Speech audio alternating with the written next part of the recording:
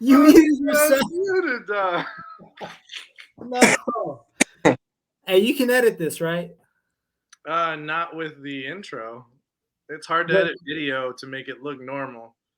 No, I know, but like we'll start it all over again. Yeah, oh yeah. Delete all this. Yeah, that's easy, right? Yeah. But unmute yourself this time, bro. What are you Dude, doing? I legit forgot I was muted.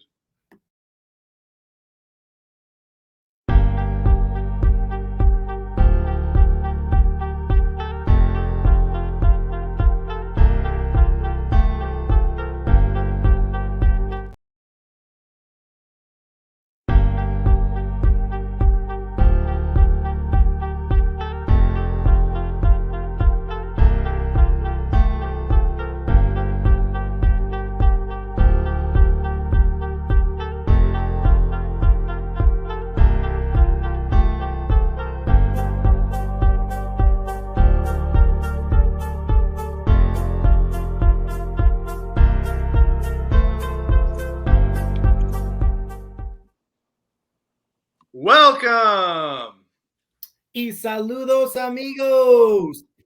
a nuestra presentación, Revenge of the Pod, presented by Room 303 Network. As you can see with us, we have a special guest host today. But first, I'm joined by my co-host, Jason. How you doing, buddy? Oh, doing great, man. Just glad to be here for a really good episode. Probably a long one, but I'm ready. What about you, buddy? And Thom is glad to have you back as a guest host, as our expert on Succession, which will be our main topic. We finally caught up to it for you guys. We went through 4 seasons in a very short period, just for you, our tens and tens of listeners. So we hope you appreciate that. Now, we do have a few other things to get into, though. So let's jump into it real quick. Jason, how you doing, man? Pretty good, man. This past weekend was Father's Day, so happy Father's Day to you, Luigi. Thank you. Happy Father's Day to everybody that's a daddy. This past weekend, hung out by the pool, took my dad out to eat. Saw a buddy of mine that I haven't seen in over a year because he lives literally on the other side of Phoenix from me. It literally took us about an hour to go see him, but they had like a pool party. He gave us like 2 months notice. So it was plenty of time for us to go visit. It was cool, man. It's getting hot out here, but it's all good. What about you guys? How was your guys' Father's Day weekend? Thomas, I'm gonna give it to you. It was good, man. Did the same thing. Took my dad to eat. The whole family went to eat. It's getting hot out here too, so yeah, man. Nothing special. I don't got any kids, bro. So not the coolest Father's Day yet for me, but it's always cool to hang out with the fam, kick it. And tell us about your Father's Day, Luigi. You're the father of the group. How'd it go? Yeah, none that we know about, right, Thom? Like for me too. Like none that we know about. Yeah, none that are have any birth certificates that I know of. So Right. No, but my Father's Day was good. The weekend was kind of pretty much whatever I wanted to do. So we saw 2 movies. Finally tried Anchor Bar. You know how it's like the original buffalo wing. I liked it. Pretty good. That was pretty much it. So wanted to jump into a few pieces of news for you guys, though. First off, Zazie Beetz did say in an interview that she's not going to be part of Deadpool 3, which for me, a little bit of a disappointment because I actually liked her as Domino. I thought she was a lot of fun as a character in the movie. Thomas, I know you follow these superhero movies very closely, so I'm sure you were devastated by this. by her not being in it, she's very nice to look at. That is also true. And she was a lot of fun in that movie. I think you would have liked her character. Yeah, honestly, Tom, I think I don't know if you've seen the Deadpool movies. You'd really like them. I've seen them both. Yeah. Oh yeah. Zazie Beetz' character was dope. Yeah, that was like first roles. I feel like now she's all big time. I think that role helped her out a lot, like to get people to see her. Yeah, she's amazing in Atlanta. So she was right in Atlanta. She's in Atlanta. Yeah. All right. Another thing, since we are not going to yet cover this movie, I just wanted to give a heads up to those who have not yet seen Elemental. If you are a fan of Up, the short film before Elemental is going to be Carl's new date. And yes, it is Mr. Fredrickson from Up. That is the new date. So I'm definitely excited to see what he's been up to right before that movie. But we'll talk to you guys a little more about that one on our next episode.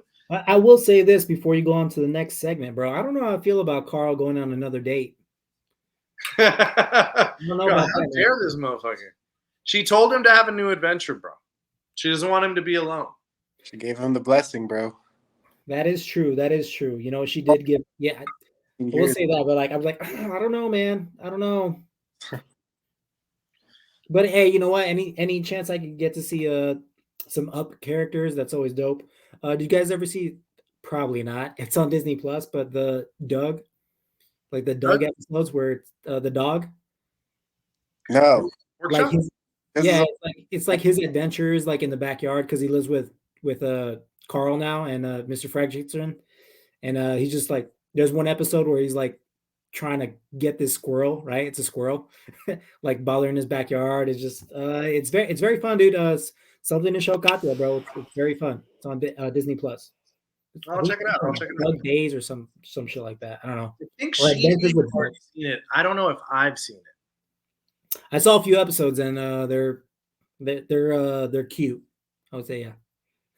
I'll tell you the Olaf shorts where he explains different Disney movies. Fucking funny. They're pretty Oh funny. yeah, those are hilarious. Yeah, they kind of remind me of what's the little guy, the little Groot, the little Oh Groot. yeah, the Groot yeah, shorts yeah, it reminds me like that. Yeah, and the Simpsons shorts. They all have some similarities. yeah, all the shorts and stuff. Yeah.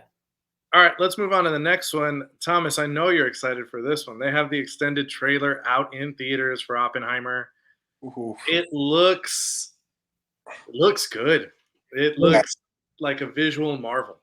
I'm at the point where I don't want to see any more. Like I saw a little bit of that trailer, but yeah, I'm just I want to go into it knowing little as possible. Obviously, we know the story, we know what happens. I think there's a bomb or something involved.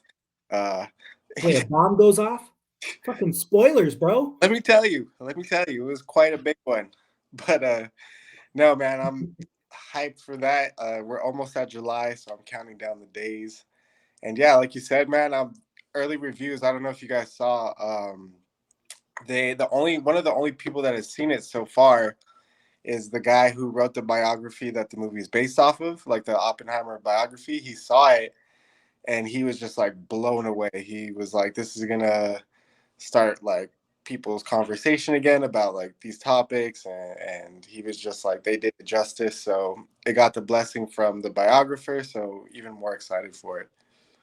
That's A awesome, lot of the dude. people who have seen the movie have said that are being said to have left the theater devastated. Yeah, I saw So that. it's going to be one of those kinds of movies where you just walk out feeling like, oh my God. Which makes sense. I mean, it is about the atom bomb. So if you leave the theater thinking, yeah, atom bomb, then that's probably not what they were going for. Yeah. So it's kind of nice to hear that because in Interstellar, obviously Christopher Nolan film, even scientists were who's making that movie, like they're saying like that is probably the most accurate depiction of a black hole, and like just they actually made some breakthroughs because of that movie, and he tries to be as true as he can to those whatever he's doing. So that's pretty interesting. So it kind of makes sense for that biographer to say that. Like it's like, okay, yeah, this is wow, you know. Yeah. I mean, they recreated a whole atomic bomb for the movie. So Christopher Nolan built it by himself by hand. All the extras in there were, I hope to see that in the extras when you buy the movie, watching him build the bomb. Yeah. Facts at its best. So yeah, you know how they say no animals or stuff were harmed during the making of this movie? Yeah. People were harmed in the making of this movie. They're going to say that. We lost a whole cast and crew. We had to get a new one. All right, let's move on, boys. Let's move on. Aaron Taylor Johnson's first Craven poster and trailer came out recently. It's coming out October 6th. At the end of the trailer, it shows that Rhino is going to be the first enemy. Different type of Rhino, also a very different kind of Craven. I saw the face you made, Jason. You've got some opinions. Go ahead and share those with the group. Look, man, I like Aaron Taylor Johnson as an actor. I really do. I think the first time I saw him was in Kick-Ass, the first one, and like just where he's, from now to, from then to now. I liked him in a lot of movies, and I think he's a great actor. I liked Bullet Train as much as Thomas didn't like it. I liked him in Bullet Train quite a bit. I liked him in Bullet Train. Part of that, I'll give you guys that. Yeah. So I feel like he could do a great job, but like I saw the trailer and it just turned me off so bad, dude. I didn't like it. So what I don't understand is why they decide to change the villains so much, and then also not put the best villains in Spider-Man movies first. Like they're doing, I feel like they're doing it backwards. Yeah, right. If you wanted to make a Craven movie, maybe just don't kill him at the end of the Spider-Man movie that you put him in, and then give us a story to latch onto after we know the character. I don't know. Just the thought. Yeah, I mean, he just seems too human for Spider-Man. You know what I mean?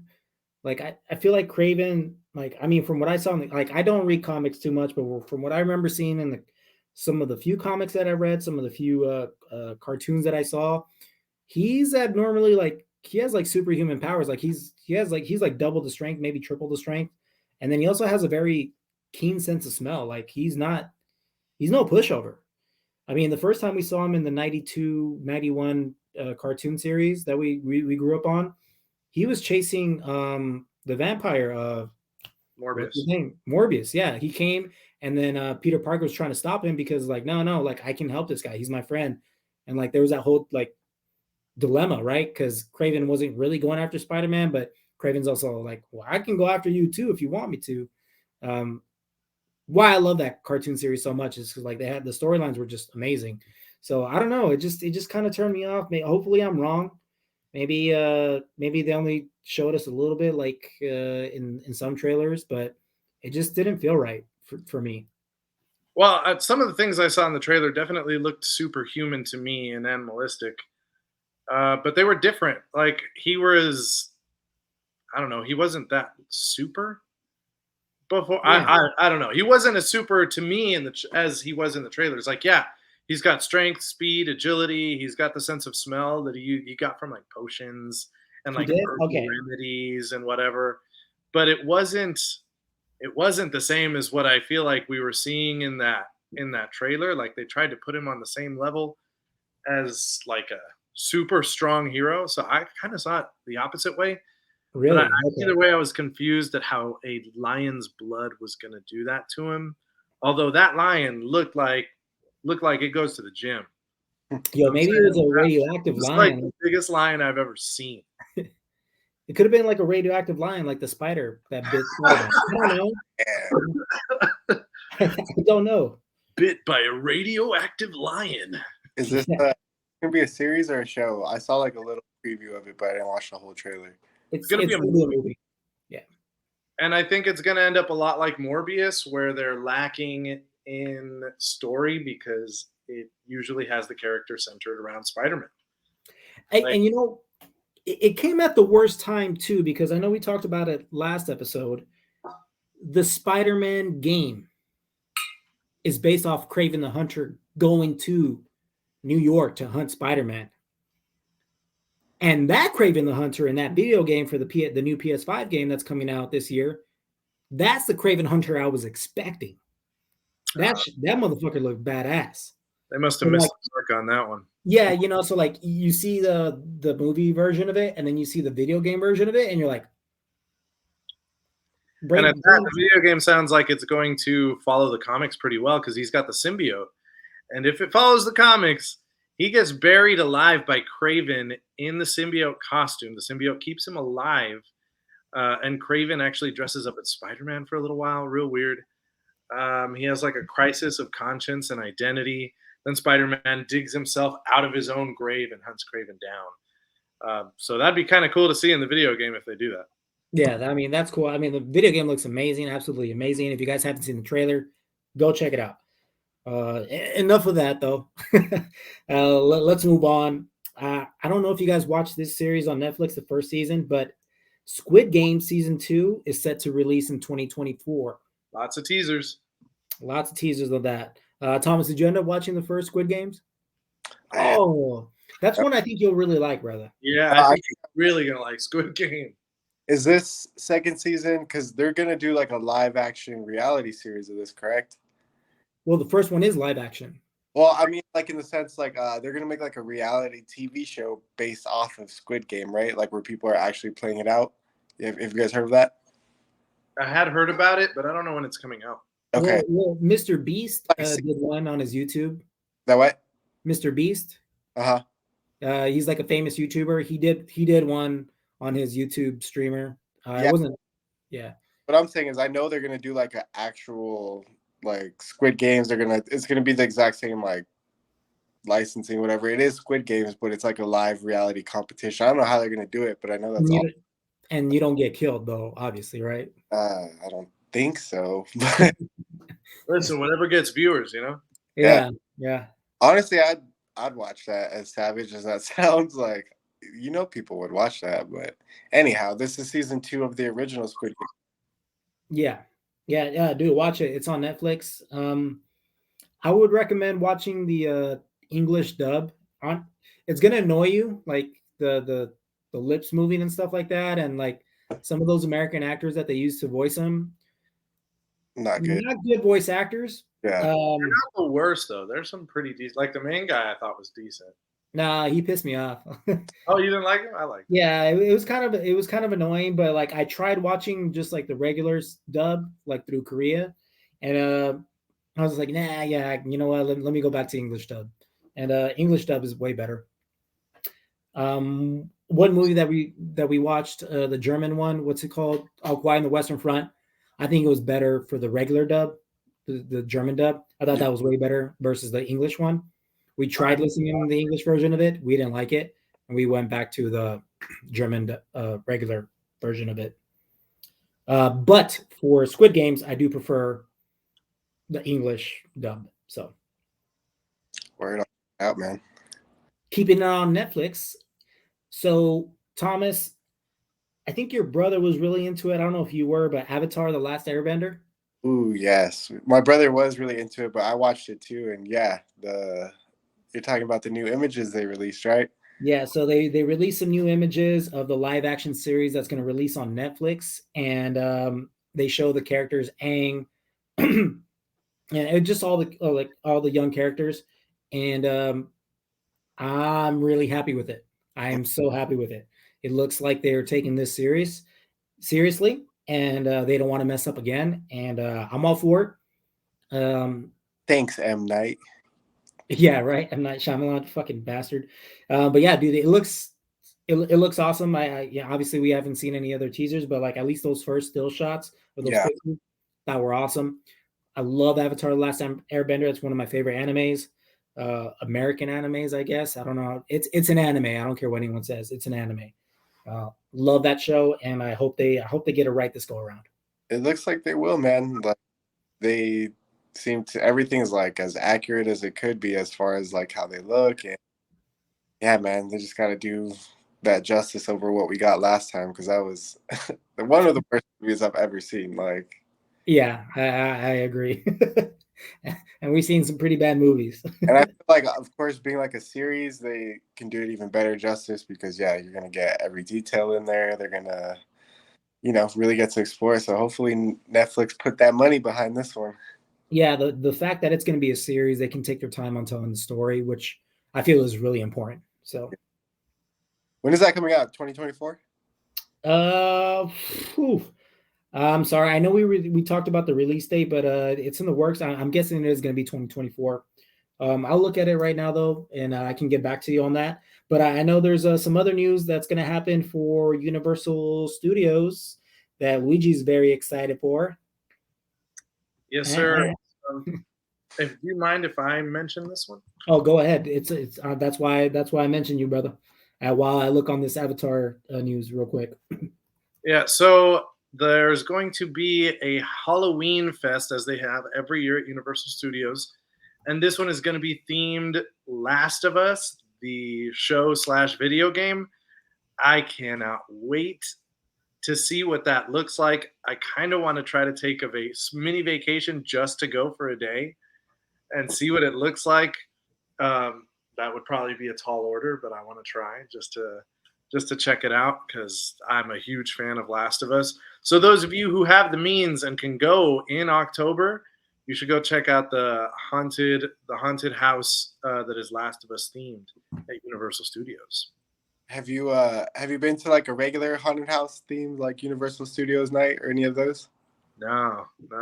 Either, and I've heard they're like super cool. It's something I've always wanted to check out, so I can imagine that one being even more next level. So, all honesty, boys, haunted houses scare the fuck out of me. Like, I don't know what it is. Like, I can't control myself in those.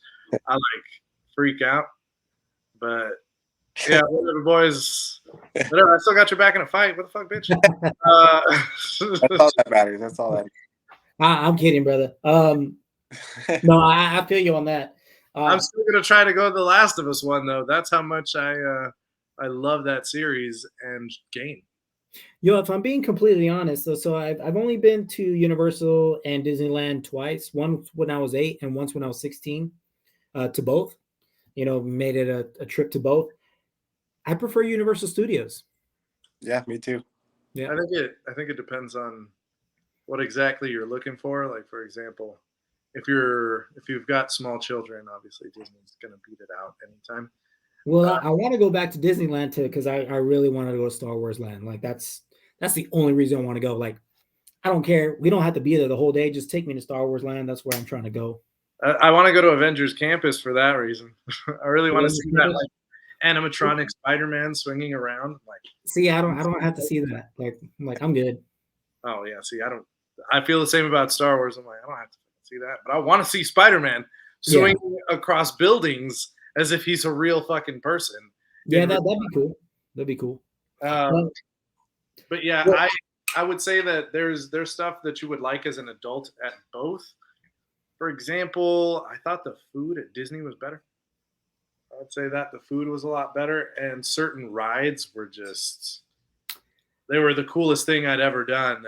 But of course, they were a lot calmer. The Universal Studios rides, depending on, because some of the rides, like I cannot wait to see that Tron ride that they're gonna have at Disney. I think that looks cool. Yeah, that'll be badass. I will say this though, brother. Food at the parks, the food's in my backpack. Saving money on that. Charging me $15 for a churro out here. Hell no. Oh no, I'm talking full restaurants. You gotta go to the restaurant. No. I got some protein bars and bananas in my backpack. We're good, bro. You're looking for a different experience. Yeah, I'm definitely looking for a different experience. I tried the butterbeer in Universal. Like full fucking package, baby. We went to some badass restaurant at Animal Kingdom. Some of the best food I've had in my life. It was pretty fucking good. I'll say that. Anyways, so let's get back into Avatar. And Avatar, the live action, the Airbender, is going to come out 2024. Now let's go into the other Avatar. The Na'vi. Yeah, the Na'vi, the Avatar, the blue aliens ones. The movies got delayed by a year, so it's going to come out even long later. enough, right? So maybe the third movie will come out in 20 years from now. I don't fucking know. I don't know, man. That's ridiculous. I mean, I get it because of the Writers Guild. Yeah, right? because literally it's delayed because of the Writers Guild. Everything is waiting on the technology, Luigi, so where you can sit in the seat and actually become an avatar this time. Like the technology, we need 10, 15 years for that. We'll get there. We'll get there. It's like done. Yeah. Done. Money off it, done. So. Yeah, at this point, I don't even know if I want to see the second movie. I haven't seen it yet. It's worth on my list. Good. It's good. Okay. I thought it was a lot better than the first one. I don't know. Okay. I was too busy watching Succession, and now we're all caught up to that, obviously. So now we have time to catch up to all this other stuff. But season 2 of The Bear just came out today. All the episodes as we're recording on Wednesday, June 21st. You guys can catch The Bear today. All episodes available on Hulu. You guys can binge it, and I'll probably finish watching it by 2 days from now because I love that show. Yeah, and not to mention, the first episode of Secret Invasion has also come out on Disney Plus, starring Samuel L. Jackson. Definitely check those out, guys. We'll be talking about those in our next episode because we've already got plenty of things that we're talking about in this one. Yes, sir. And then also just another update on, because of the Writers Guild, of course, the 3 untitled Star Wars films are also delayed. So the one with Taika Waititi, the other ones with the other directors, I forgot their names. I can't think of it right now. Sorry, guys, but those are also delayed because obviously the writer's strike.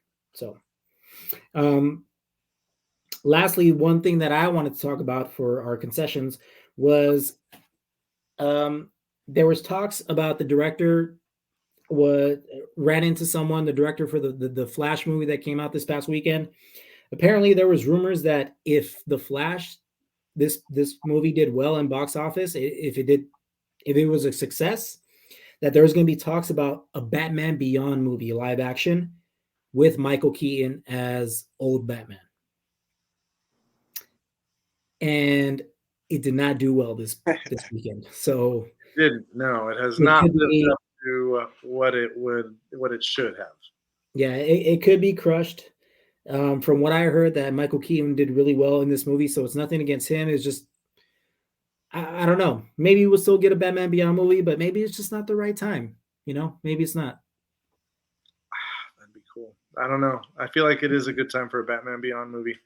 Why not? They're doing all kinds of crazy stuff at DC. Yeah. Exactly. Like maybe wait for it till like DC that starts actually producing good movies. Maybe. You could be waiting a while, bro. Yeah. I liked the first Shazam. I think there's some good things that they've done with the first Wonder Woman. The first Aquaman had some pretty good qualities. Trying to think. I feel like there's more. I just it's not coming to me right now. It's not coming to me at the moment. All right, moving on. Anyway, next up for me, I do have some previews for you guys. I got some trailers. So there's a Pixar movie coming out next year, March 1st, called Elio, and it is about a little boy who ends up getting abducted to meet the alien leaders from across the galaxy, all through a case of mistaken identity, as people love to do in movies. What I saw in the trailer, it doesn't look like it's going to be anything groundbreaking the way Pixar usually does. I think Pixar has been trying to move. I don't know what direction Pixar is moving in, but this movie, not to be rude, doesn't look like anything special. It doesn't look like a story that hasn't been told a million times. It looks like a story that has, in fact, been told a million times. The animation doesn't look it doesn't look special. I mean, Elemental, I'll give it that. It's not getting great reviews. It's getting mediocrity, but they're saying that at least the visuals live up to what Pixar has done over and over again. And from what I saw, even that was just like, there's not a whole lot to see here. So we'll see what happens with Elio on March 1st, because Pixar is not doing great at the box office lately. I was about to say, bro, do you think the time has finally come where Pixar is no longer the standard? Like I feel like the last 5 to 10 movies have been kind of like meh. I feel like that could be the case, especially when you look at Disney's history.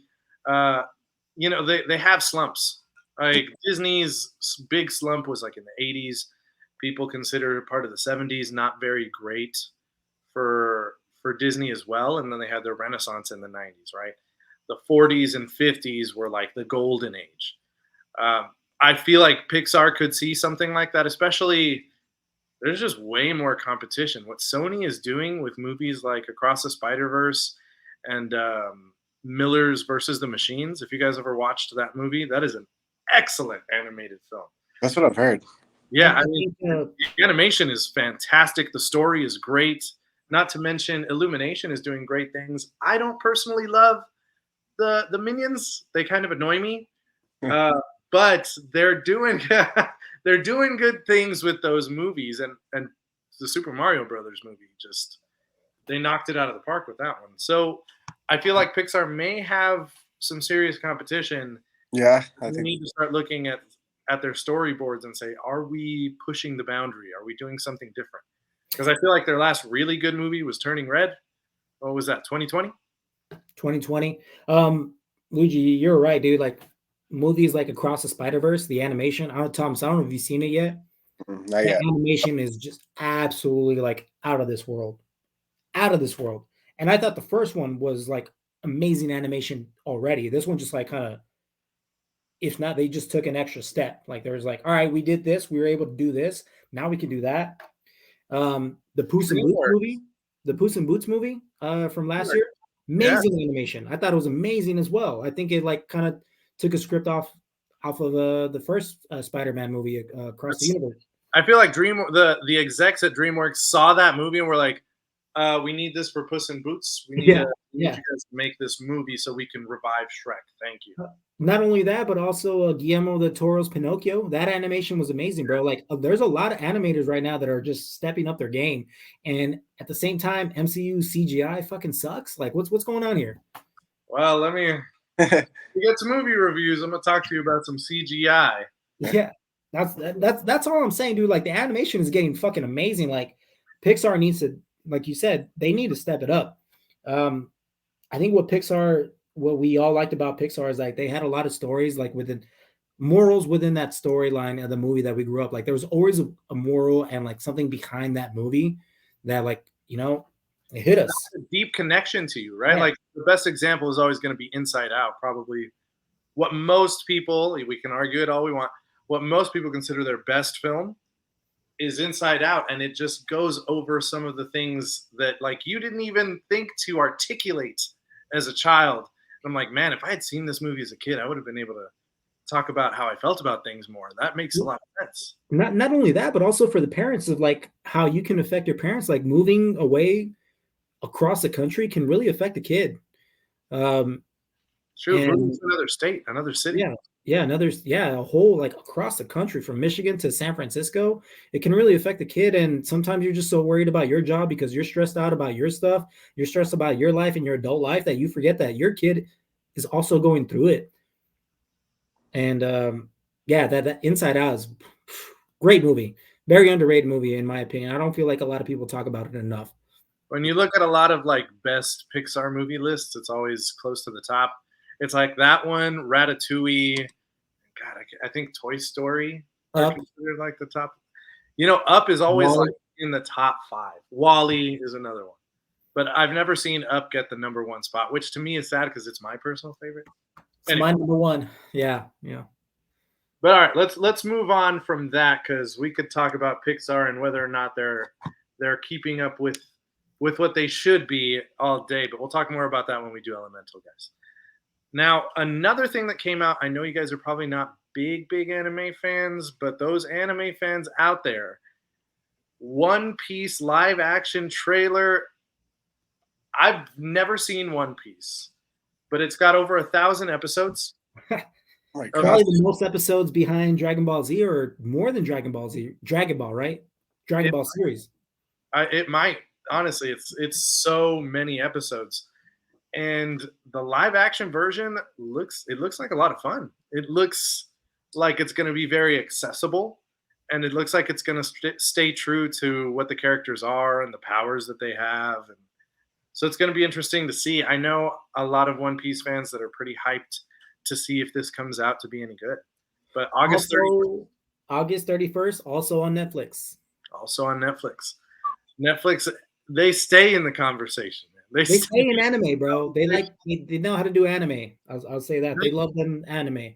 They know how to stay relevant, is what it is. It doesn't matter what genre. They're like, we're gonna have you talking about this. Like, we're gonna put something out there that you're gonna want to see. Whoever you are, I don't care who you are, you're gonna want to see something from our streamer. which I'll talk about more in a minute. But Jason, you got a couple things that you wanted to mention as well. Yes, sir. In our trailers, I got one that I think Thomas will be excited about. So, Winning Time Season 2, the teaser trailer came out. That is about the Magic Johnson's whole thing about him getting HIV and stuff. With story, pretty much how the Lakers first started to become the Lakers in the '80s, and their whole story. We saw season 1 of how Dr. Jerry Buss, R.I.P., how he bought the team, and within their first year they drafted Magic Johnson, and then won his rookie year the championship in his first year. Crazy, but like all the drama and all this stuff, and then you kind of in this teaser, from what I'm seeing, I think we're going to get multiple seasons of the Lakers in the '80s where they're losing championships and then they're winning championships, but like they're battling out with the Boston Celtics. You get a little bit more of Larry Bird. You just pretty much what Magic and Larry Bird did to the NBA pretty much catapulted to what it is today. I don't think the NBA would be where it's at if it wasn't for this rivalry. And after this rivalry, the one of the greatest basketball players after that took over, and they were able to promote him and Michael Jordan, and they were just always able to find something to promote every like decade of since the '80s with this Magic Johnson Larry Bird rivalry. And I'm super excited for this because I really liked the first one. I thought what's his name, John C. Reilly. I thought he did an amazing job as Dr. Jerry Buss. I love the way it's shot. I love the way it's directed. Like it looks like sometimes like you're watching like a '80s show. Just the way it's shot, it's just so amazing. And it's gonna come out on August 6th on Max. Thomas, you got anything to say about that? No, man, just that I agree with you. Like if I'm gonna trust a show to anybody, it's gonna be HBO, and they nailed the first season, bro. Like you said, the cinematography, the way it feels like an old show, but it's obviously a new show. Like they just knocked it out the park. So season 2 should be just as good. I hope, being biased Lakers fans, that if people are watching this, they're just gonna make Lakers till we get to the Shaq and Kobe era in the 2000s. That'd be cool. A little homage to Kobe. They could build this for many seasons up to like where we were with LeBron. I mean, I don't know. That's just the Laker fan in me, but they got plenty of material to work off of. So, and even if they do another team, that'd be cool. But as basketball fans, this is a great like mix of both worlds. Like where we love good TV, we love good basketball. So, give me all of it. Yo, man, that's awesome. Like I didn't even think about that. I thought it was just going to be the Magic Johnson era, but they could take it to the '90s Shaq and Kobe era. Like they really could. Yeah, there's a lot of. Oh my God, I didn't think about that. Yeah. Yeah. So definitely ready for season 2, man. It'll be good. Hell yeah. Another one, this just came out today. A trailer came out today. Super Mario RPG, a video game that's going to be available on the Switch November 17 of 2023. It's a complete remake of Super Mario RPG from the 90s. But it just, man, Mario technology out this year. Yeah. It looks cool. Mario makes money. Yeah, I'm okay with RPG games. Like I'm not good at them because I don't invest myself in RPG games, although they're really fun. I just after a while I'm like, ugh. All right, let me just go play some first person shooter games. Yeah, that's fair. There are some RPGs that I really enjoy, so I can't say that. It's just been a hot minute. All right, let's move on into TV land because I got some things that I watched. Jason, have you watched anything? Just Succession. Are we going to get into that now or later? No, we're going to get into that in a minute. I got a couple things that I'm just going to quickly run through. Started watching this one on Netflix. Shocker. You guys are both, I think, going to be interested in Arnold, the documentary on Arnold Schwarzenegger I heard it's access to him too. Like he's doing interviews for every single episode. It goes from when he's a child. I think I'm on like halfway through the second episode, so where he starts becoming a movie star. It's pretty good. It's extremely interesting. It makes me want to see every single one of his movies. Yeah, I've heard it's really good, this series, and yeah, that it gets like very in depth with him, and like you said, he's there on board for all of it. So, And apparently, there's a big deal about his illegitimate son, oh, John Boehner, who comes out in it, and he's openly like, yeah, that's my son from an affair. Like, okay, all right, Arnold, I got you. Chopper. Get to the chopper. All right, that was terrible, by the way. That was mine. That's my bad. That's my bad. I do have another late hot take, and this one is for you guys, specifically for a friend of the pod, Eric. But I know you guys were shocked that I hadn't seen it yet as well. I finally saw 1996's Scream, so I've got a late hot take on it. I can see why Scary Movie used Ghostface as the main bad guy now, because that movie's fucking ridiculous. It is so out there. Like, you could tell that it's made as a satire for horror movies, but it works. It works. It's funny. It's still got jump scares, and they talk about so much horror movie lore that if you're just a movie fan, you will enjoy watching that movie. Yeah, you see, where it all, like you said, it is a satire from the start, and nothing's really changed. I feel like even the newest movie, like, still a satire overall. Really? Yeah, it's obviously, like you said, like horror elements to it, but that's my main takeaway is, yeah, no matter what, that's what they make these movies for. They're not true horror movies. They're like satire movies. So yeah, and I thought it was just a great time. The whole time, you're like, man, they're giving some heavy hints as to who the killer is, but they still trick you a little bit. yeah. Like, oh, okay, I see you. Yeah. So I had fun watching it, and it's not one of those movies that you absolutely have to sit down and watch every second of it. Mm-mm. So if you're kind of a busy person and you're like, you know what, I just want to put something on that I haven't seen, but I gotta cook some food or I gotta fold clothes, I would definitely put on Scream. It's fun to watch, and you'll still enjoy it even if you miss a few parts here and there. Yeah, that was me for that one. I'm glad you finally watched it. I started watching Mission Impossible, but that one you have to sit down and watch. Yeah, definitely. Yeah, I was doing stuff. About to say next you got to watch Mission Impossible, so I'm glad you did, bro. I tried. I'm gonna have to restart the whole movie though, because I got very little out of it except for spoilers that his entire first team dies. That's all I know. I was like, oh, okay. I don't know how we got here, but okay. Yeah, but now some of those scenes are iconic where like he's like trying not to hit the floor. Yeah. Yeah, I'm excited to see what all the fuss is about, because that new movie looks. Oh, bro, I can't wait.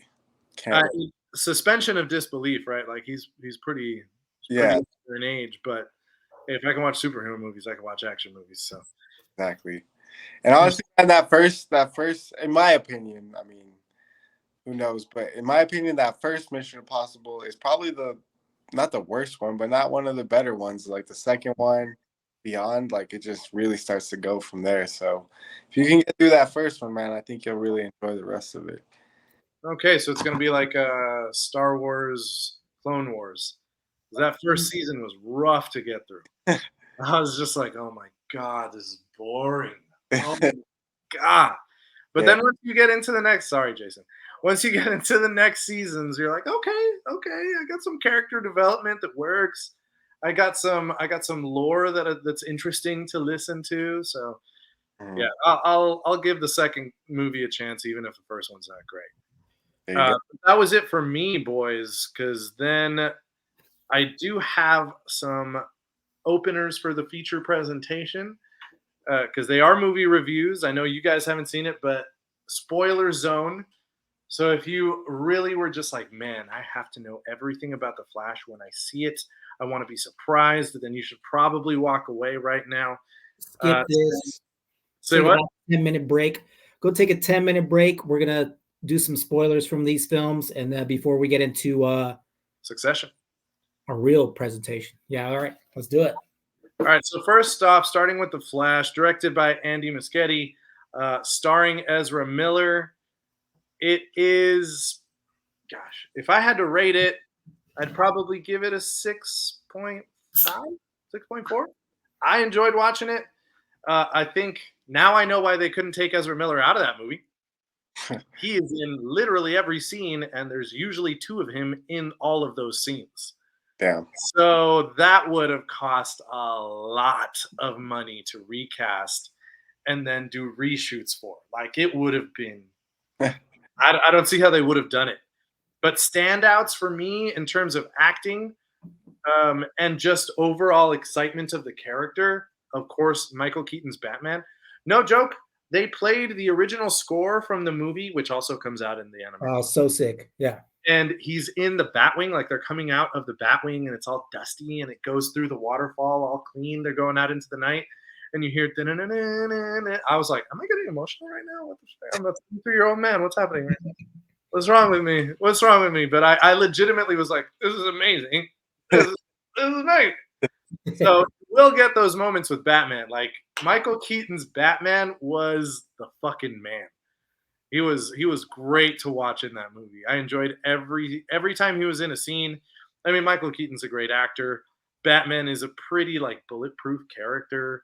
So it was fantastic to watch. I think Sasha Calle's Supergirl was really, really interesting to watch. You don't get a lot of her, but she is likable, and she looks like a badass in her costume. So it worked out for me. She doesn't have a lot of lines, and she's not in the movie a whole lot, but she plays a fairly important role.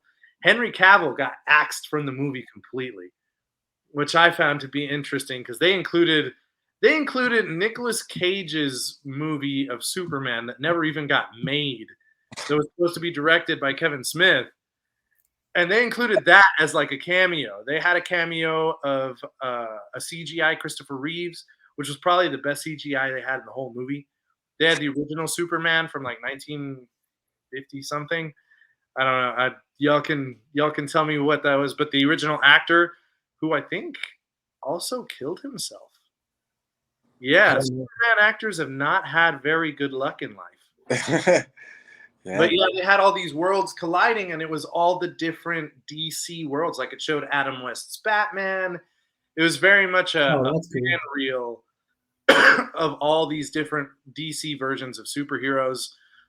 You get to see Ben Affleck's Batman in the beginning a lot, and he actually, again, does a pretty good job as Batman. I think Ben Affleck, if he had better writing than he did in Justice League, would have been a really good Batman. I think he would have been a really fucking good Batman. Of course, the writing in Justice League was trash. In this one, it's a little bit better. Wonder Woman comes out for a short minute, so you see Gal Gadot again at the beginning. I will say the CGI. I heard it was not good.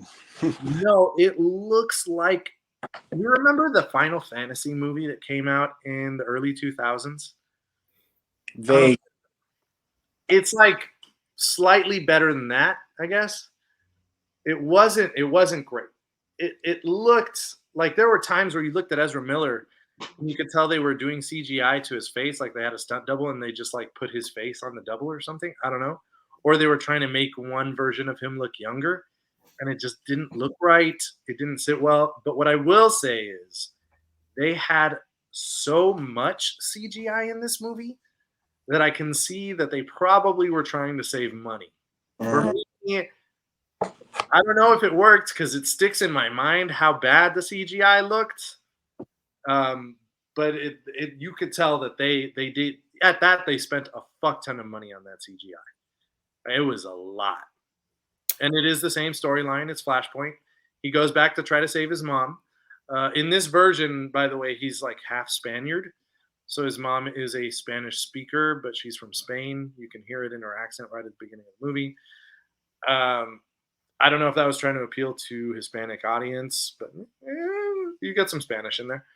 So there was that. They got, let me see, what else did they have in this movie that was pretty interesting? The fights were pretty fun to watch, and you got a lot of them because they would go back in time and redo them. So that was, there was no, that's probably one of my biggest issues with the movie is that there's like huge stakes at the very end, but as you're watching, you know that there are none. You know, he can go back a million times and try to change things. Although by the end of the movie, you can see that there's only so much that he can do to change. For example, when they get into the big battle with Zod, I found it interesting that they did give stakes where it's like, nope, both Batman and Supergirl are gonna fucking die in this battle, and there's nothing you can do about it, and you're gonna lose. And it's all because Superman never landed on Earth. So I found that to be an interesting take on the story, especially because it shows like, well, even if Sasha Calle's Supergirl had been a little bit more ready, that could have changed things. Otherwise, I don't think anything would have changed. And that was an interesting part of the story. I think Ezra Miller's acting actually was fucking good. That's what I heard. That like Yeah. There were several scenes where he abducts people, so he was right at home. It was not Right. Pretty good. pretty Yeah. good. Oh, so they were method acting then, right? Mhm. Yeah. Yeah. He was just getting ready for the role. This whole time they were method acting. Okay. Wow. Yeah, who would have thought? That's why all of this is happening. Yeah, I will say his suit looks good, but it's also pretty much all CGI. I think Spider-Man, if we're going to compare characters that are pretty much all CGI at some point, Spider-Man looks better. And that said something because Marvel CGI is awful with CGI. So I think their VFX it was too much for their team to handle. One of the only characters that looked pretty solid in CGI most of the time was Supergirl and the Batman characters. So we had a guest. We had a secret. That was a cameo. That was a cameo from The Flash. That was a black cat from Spider-Man. There you go. There it is. There it is. Luca? There is Luca, bro. He likes The Flash. He wanted to come listen in on it. Yeah. I mean, it's going to entertain you. When you go into that movie, it's going to entertain you. Are you gonna love it? Not really. But are you gonna hate it? I didn't hate it. So that was my take on it, boys. Again, I would probably stick to maybe 6.3. 6.3. I'm gonna land on a 6.3. You barely passed the class. Maybe not even passed, but you were present enough, is what you're saying. You get the credit. You get the credit to go. Yeah, it's one of those like, would you recommend watching it in theaters? Is what is probably the main thing. That's hard because the action scenes are great, but again, a lot of CGI doesn't look good. So yeah, I would say that for some of the scenes, watching it in theaters was ideal. But especially the scenes in which he's in what is called the Speed Force, where he's going back in time and he's going so fast that he's able to run backward through time. Those are some of the worst CGI because it's like events caving in on themselves, like in a circle around him. And they're all different versions of those events, like as if he's going through reels of time. right. And it all looks like really bad CGI, like really bad. So I just don't get, like, for whether it's Marvel or DC, like, shouldn't 80-90% of your budget for these movies be like CGI based? Like, I just trips me out how, like you said, they probably ran out of money or like there's money issues. I don't know. You should know going into these, like, hey, this is like an Avatar movie. Like, they know their whole budget's gonna go towards the CGI. Like, I don't know. It just they probably had to pay the actors quite a bit because they're all good teams. That's true. But still, man, it's 2023. How are we getting such bad CGI? It's like regressing. It seems like, I don't know. I agree. I feel it does feel like we're regressing. It's crazy. It's all about how much money they're saving. So I would say that that was the big thing for me. I'm not a huge DC person, so I don't know a whole lot about Flashpoint. What I do know about Flashpoint is that he does go try to save his mom and ruins the future. Of course, in Flashpoint, there are different versions of Batman. Like in Flashpoint, the version of Batman that the Flash meets is actually his father. Bruce Wayne dies that night in Thomas Wayne is Batman. Yeah. And the Joker is Martha. Is it Martha? Martha Wayne. Yeah, and that's like, you don't get that? No. What the fuck? Then that's not Flashpoint. You get Michael Keaton. You get Michael Keaton's Batman, and you. I mean, that's dope, but like, bro, like I love the animated Flashpoint movie. Mhm. Like, it's one of my favorites. I remember I made you watch it. Oh, I've seen it. I'd already seen it.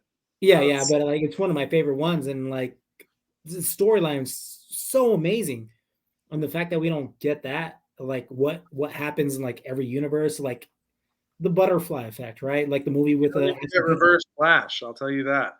The main enemy is Zod, pretty much. so you don't get Reverse Flash either. So No, you don't get a whole lot of things in this movie, which is, I mean, again, like I had fun watching it because the acting was a lot of fun. Like Ezra Miller was really fucking entertaining. Like, he did a great job. Michael Keaton was just soaking up the screen. You know what I mean? In terms of story, I mean, it's fine. It's fine. well, hopefully they make a real Flashpoint movie. After this one, I don't think they will. That's true. Maybe a long time from now. Yeah, that's my take on it. A few good things, a few bad things. It barely passes. It's watchable. I think that's as much as I'm willing to give it right now. But I won't say that it's terrible. A lot of people probably are saying that it's terrible. I don't think that it's terrible. I'm not hearing it's terrible. I'm just hearing it's disappointing. Yeah, a little bit. Yeah. Again, not because of the acting. And I came in being like, Ezra Miller better be the best motherfucking actor on earth in this movie. Yeah. He does a pretty fucking good job. Like, god damn, he plays two totally different versions of himself really well.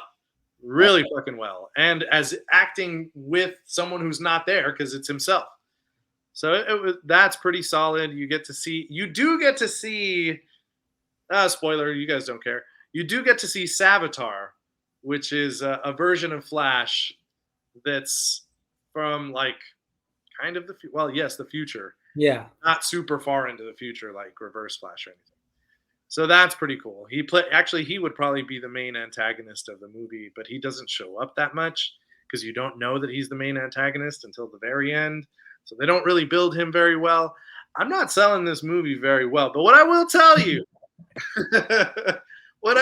you is as you're watching it, you're like, I guess that makes sense. That's fine. We did see him for a second, and it makes sense that we don't know who he is because it's more of a shock factor thing. If you don't know who Savitar is, it is Barry Allen in a future in which in the comics, I think, and in the shows, it's the version that's trying to save Iris West. But in the movie, it's the version that's trying to save his mom. So that is a bit of a change that they also put in the movie. Now, I'm going to move on because the boys haven't seen The Flash. And I've got another movie to talk about that also is one y'all have not seen. I think I enjoyed watching this one a little bit more. Like I had fun watching it. Transformers: Rise of the Beasts. What I will say about it is that it lasted a little too long.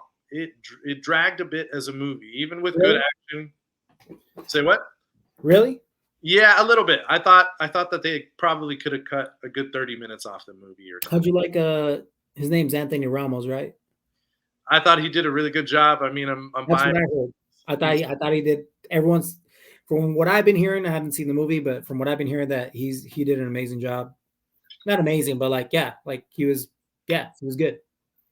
I'll say it again. If you get a good lead in these Transformers movies, and not bashing Shia LaBeouf, because I actually liked him in the original Transformers movies. I just thought the rest of those movies were trash. But if you get a good lead in the Transformers movies, like Haley Steinfeld, Anthony Ramos, the movie runs more smoothly because you can write it on the back of that character. And I think he did a really good job.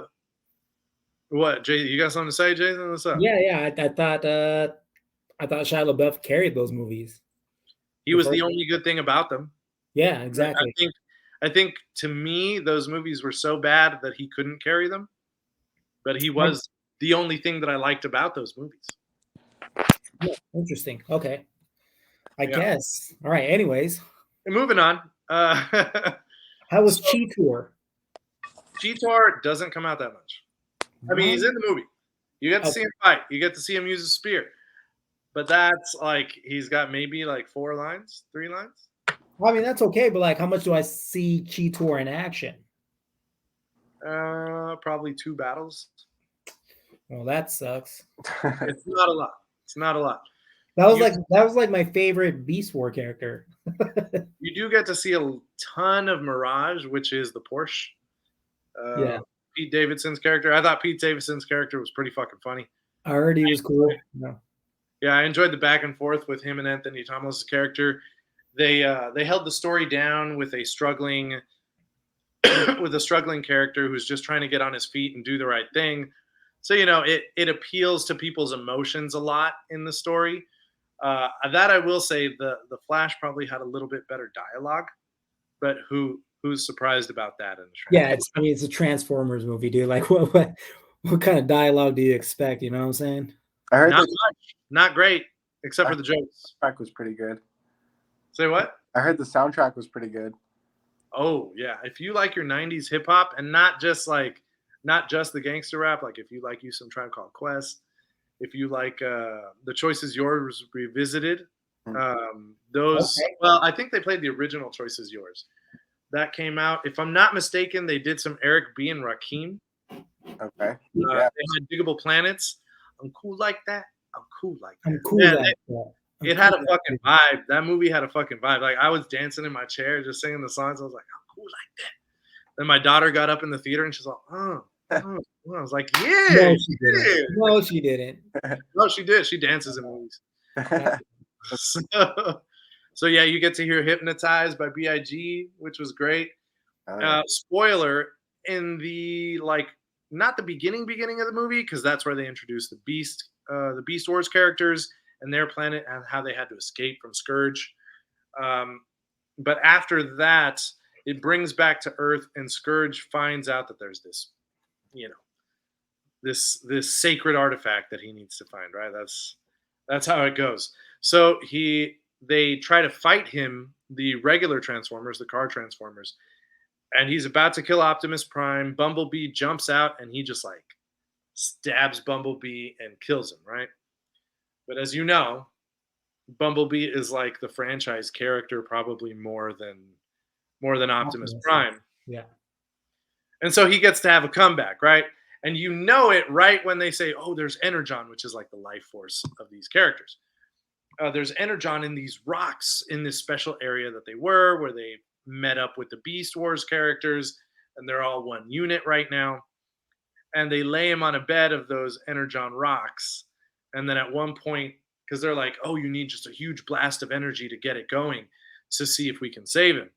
And sure enough, there's this huge blast of energy because Scourge is going to bring this giant planet-sized transformer that's going to eat Earth, essentially, through a wormhole that he's created. And of course, and I will say, this was one of the coolest scenes to me of the movie. You hear Mama Said Knock You Out right when it starts all, don't call it a comeback. And then you see Bumblebee just drop out of a plane and he just starts shooting motherfuckers down. I was like, all right, that's pretty cool. It was perfectly done. Like when a movie understands itself and it knows what it wants to do and what it wants to do with the music, it was perfect. It gets you hyped in the moment. You're like, fuck, I forgot how much I love this character. Let's go, Bumblebee. Let's go. So it was a lot of fun to watch. It helps that the main character is Puerto Rican because mi gente, you know what I'm saying? So that was cool. It was a Hispanic character. They did have some jokes about that as well. Not about him being Puerto Rican, but one of the Transformers is a Volkswagen. Okay. And he's got a heavy accent because it's the actor from Ted Lasso. I don't know if you guys know his name, but he's a Mexican soccer player. And you can hear his accent. And Anthony Thomas' character, he's like, Oye, ¿de dónde eres? Like, where are you from? And he was like, what do you mean? What are you saying right now? He's like, oh, I thought you just have a heavy accent. I thought you maybe spoke Spanish or something. It was weird though, because you're an alien. I was just asking. He's like, that's pretty racist, my friend. And he was like, he's a robot. How's that racist? So That's funny. Yeah, that is funny. That's funny. Yeah, and yes, Jason, you were talking on the pod. So Mirage pretty much sacrifices himself to save Anthony Thomas's character. So he's only got certain parts of his body that are still working, and he uses those parts of his body to get onto Anthony Thomas's character, and it's like a super suit, kind of like an Iron Man suit, but a Transformer suit. And that's what everyone's talking about, like a human as a Transformer. Okay. He gets like this suit that gets put onto him. It looks okay. I don't hate it. I didn't. It made sense for me because I always wondered, like, what are the humans going to do? Like, what are they even there in the battles for? And then with this, I was like, oh well. I mean, he's got some stuff. He's got some things that he can use to defend himself. Okay. Okay. So I love the movie. I really enjoyed watching it, and I'd probably give it a 6.6. So higher than The Flash.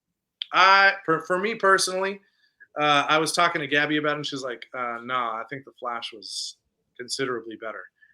But I think that's target audience. I feel like Transformers caters to more of a male audience, whereas The Flash is a little more widely beloved Okay. as a character. So Now- I don't know if that's the case. Now But- talk to me about the Hasbro.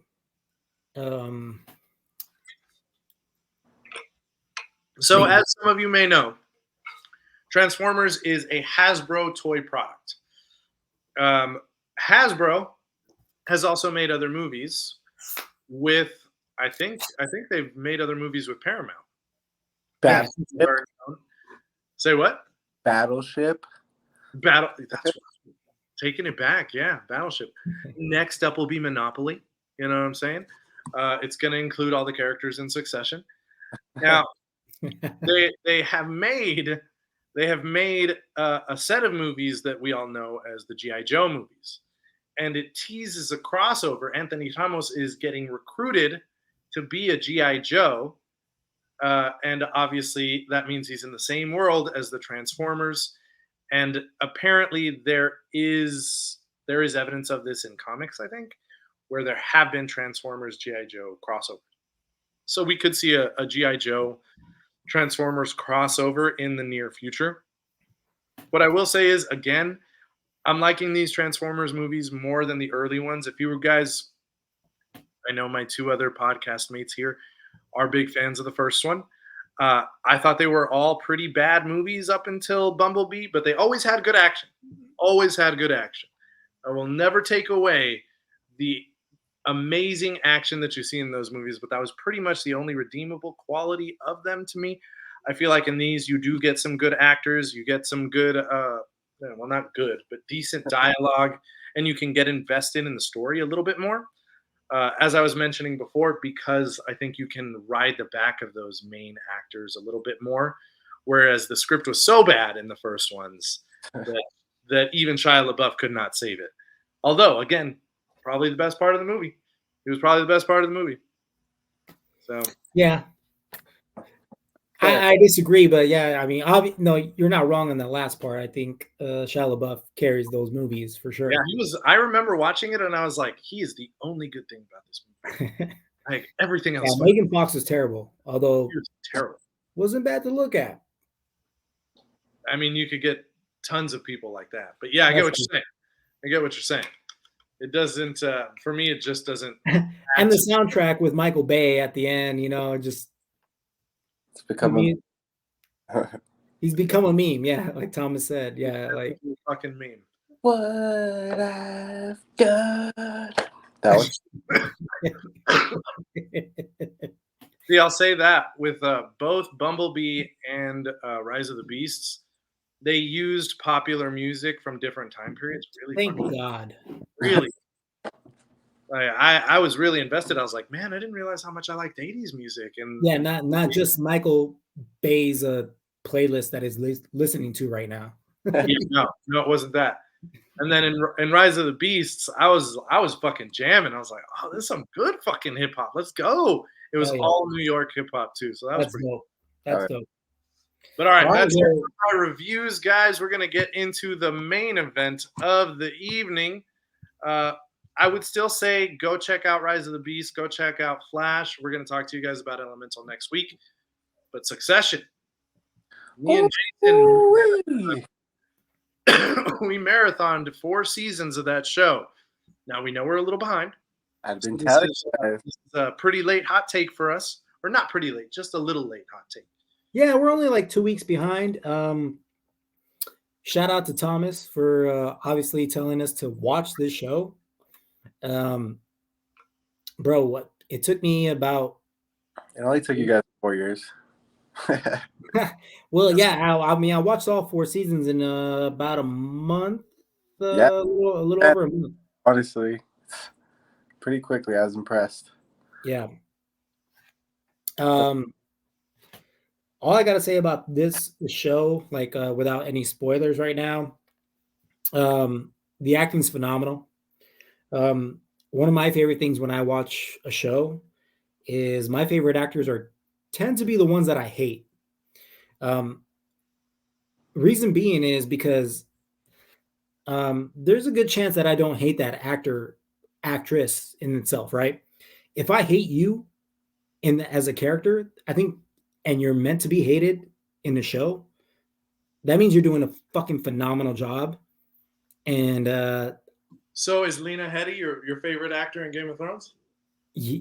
yeah, probably, dude. Like I hate Cersei in Game of Thrones, but she's probably my favorite actress because I fucking hate her, and I'm sure she's not like that in real life. But if I were to fucking run into her, I'd be like, I hate you, but also like, yo, can I get a photo? You know what I'm saying? Probably say the first part first. The what? Or probably say the second part first and then tell her you hate her. Yeah. Ah. But that's what I'm saying. Like, you want to believe these characters, especially when they're acting, especially in these type of shows. I believed every character. Greg is probably one of my favorites, only because actually I didn't point this out, but Jamie did. So shout out Jamie for this one. I don't know if he's actually really like this, but like if you notice Greg's character like stutters when he's trying to talk, Mm-hmm. is that really him in real life, or is that him playing the character? Because if that's him playing the character where he's like because he's so nervous at like talking to people, and I just and like just the way he does it just comes so naturally. Like, does he really talk like that, or is that because that's his character doing that? I want to say that's his character, bro. Just because I've seen a few interviews of him, like on talk shows or whatever, and he's really normal. You know, he seems like he's Okay, still so like Craig-like, but he's not. You know, I think he is acting for sure. that is crazy. Yeah. He comes a long way from his the first episode where he's Throwing up. Yeah, man, he definitely one of the better characters for sure. But Who was your favorite character, Tom? Because mine was by far Greg.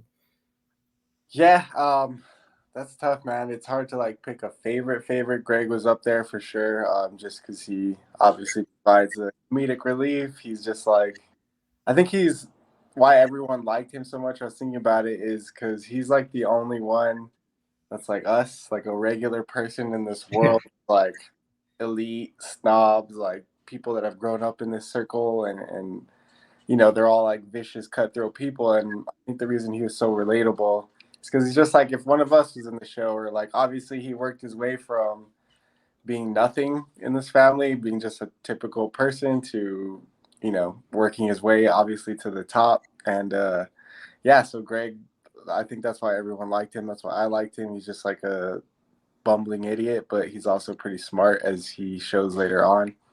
Yeah, I don't think he's an idiot, but like he's not because like you said, like he came from the bottom. Yeah. And he doesn't know how it is to be a shark, pretty much. Yeah. Right? Yeah. There you go. He's just naive character. But honestly, man, I think my favorite was probably, oh man, I'm gonna have to say, I don't know, because I go back and forth between Logan, but I also really like Kendall, but I also really like, it's hard. I don't know. It's hard to say. I like Roman for like parts of the season. Like, it's hard to pick, but I'm gonna have to go with Roman just because he again kind of like throws a monkey wrench into everything, provided a lot of like comedic relief. So yeah, but it's hard to pick, man. They're all, like you said, the acting. Even Shiv, if that's your cup of tea. Like, great actress, really makes you hate her, like you said. But that's what made the show. Everyone in it was just a phenomenal actor. So it's hard to pick. How about you, Luigi? Did you have a favorite or least favorite? I mean, my least favorite characters were the three siblings. I fucking stand throughout the entire show. Like, there were times where I was like, oh, Kendall's okay. And then he'd do something. I was like, fuck you, you selfish, self-centered, entitled piece of shit. And then you're like, oh, well, maybe Shiv, maybe Siobhan's not so bad. She's just trying to do her thing. She's trying to be as cutthroat as everybody else. And then you'd be like, fuck you, Shiv. Like, what? Do you have no morals? And then for a long time, I was like, Roman's got to be the best sibling as a person. He's got to be. He just seems like the best. And then by the end of the final season, you're like, fuck it, hey, no, you're not. You're the same as the rest of them. You spineless little fucking monster. You. He was he showed himself too weak at the end. Yeah, he suddenly became very weak. I think that's always been there. Yeah. I mean, you can see it, but before he was always led by his father, so it wasn't as obvious because his father just told him what to do, as those characters famously say throughout every season of that show, because my dad told me to.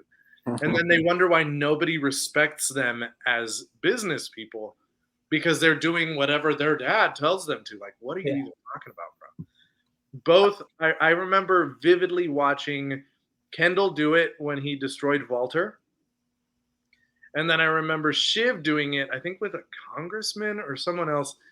Obviously, they did it with different attitudes in their voices, but it was the same thing. Like, you don't have your own thoughts. You're just doing whatever your dad wanted you to do. Well, I think, Jay, I was gonna say we should backtrack a little bit. Let the viewers know. I was gonna say, Jay, you're good at this. Like, give the people, what's the overview of Succession before we talk about the end? What's it about? What's going on here? Who are these characters? Give us a little synopsis. Okay, yeah. Thanks for that, Tom. Because when I tell stories, I tend to elongate them, huh? No. I'm just saying, before we give the people the ending, what we thought about it, how it all concludes, like what's it about, what's going on here. Give us a quick summary, just so the people know, in case they have. Yeah. Give the people what they want. Good point. So if you guys haven't watched this show, highly recommend. Available on Max, right? Not HBO Max. 4 seasons. I heard someone say that Peacock should do what HBO Max did. If you yeah. If you get what I'm saying. Yeah. Peacock minus the P, right? I love how they posted that on Twitter. And we're not dropping the first part of our name. Don't worry. Anyways, just had to. Go ahead. I love that. That was great. Now I'm mad. Yeah, I will say this. It kind of helps too. Like, if you're gonna watch Succession the very first time, because we just press play and we're like, and they kind of just go right into it, and you're like, what? Who the fuck are these characters? Like, what? Like, you're kind of like catching up in the very first episode.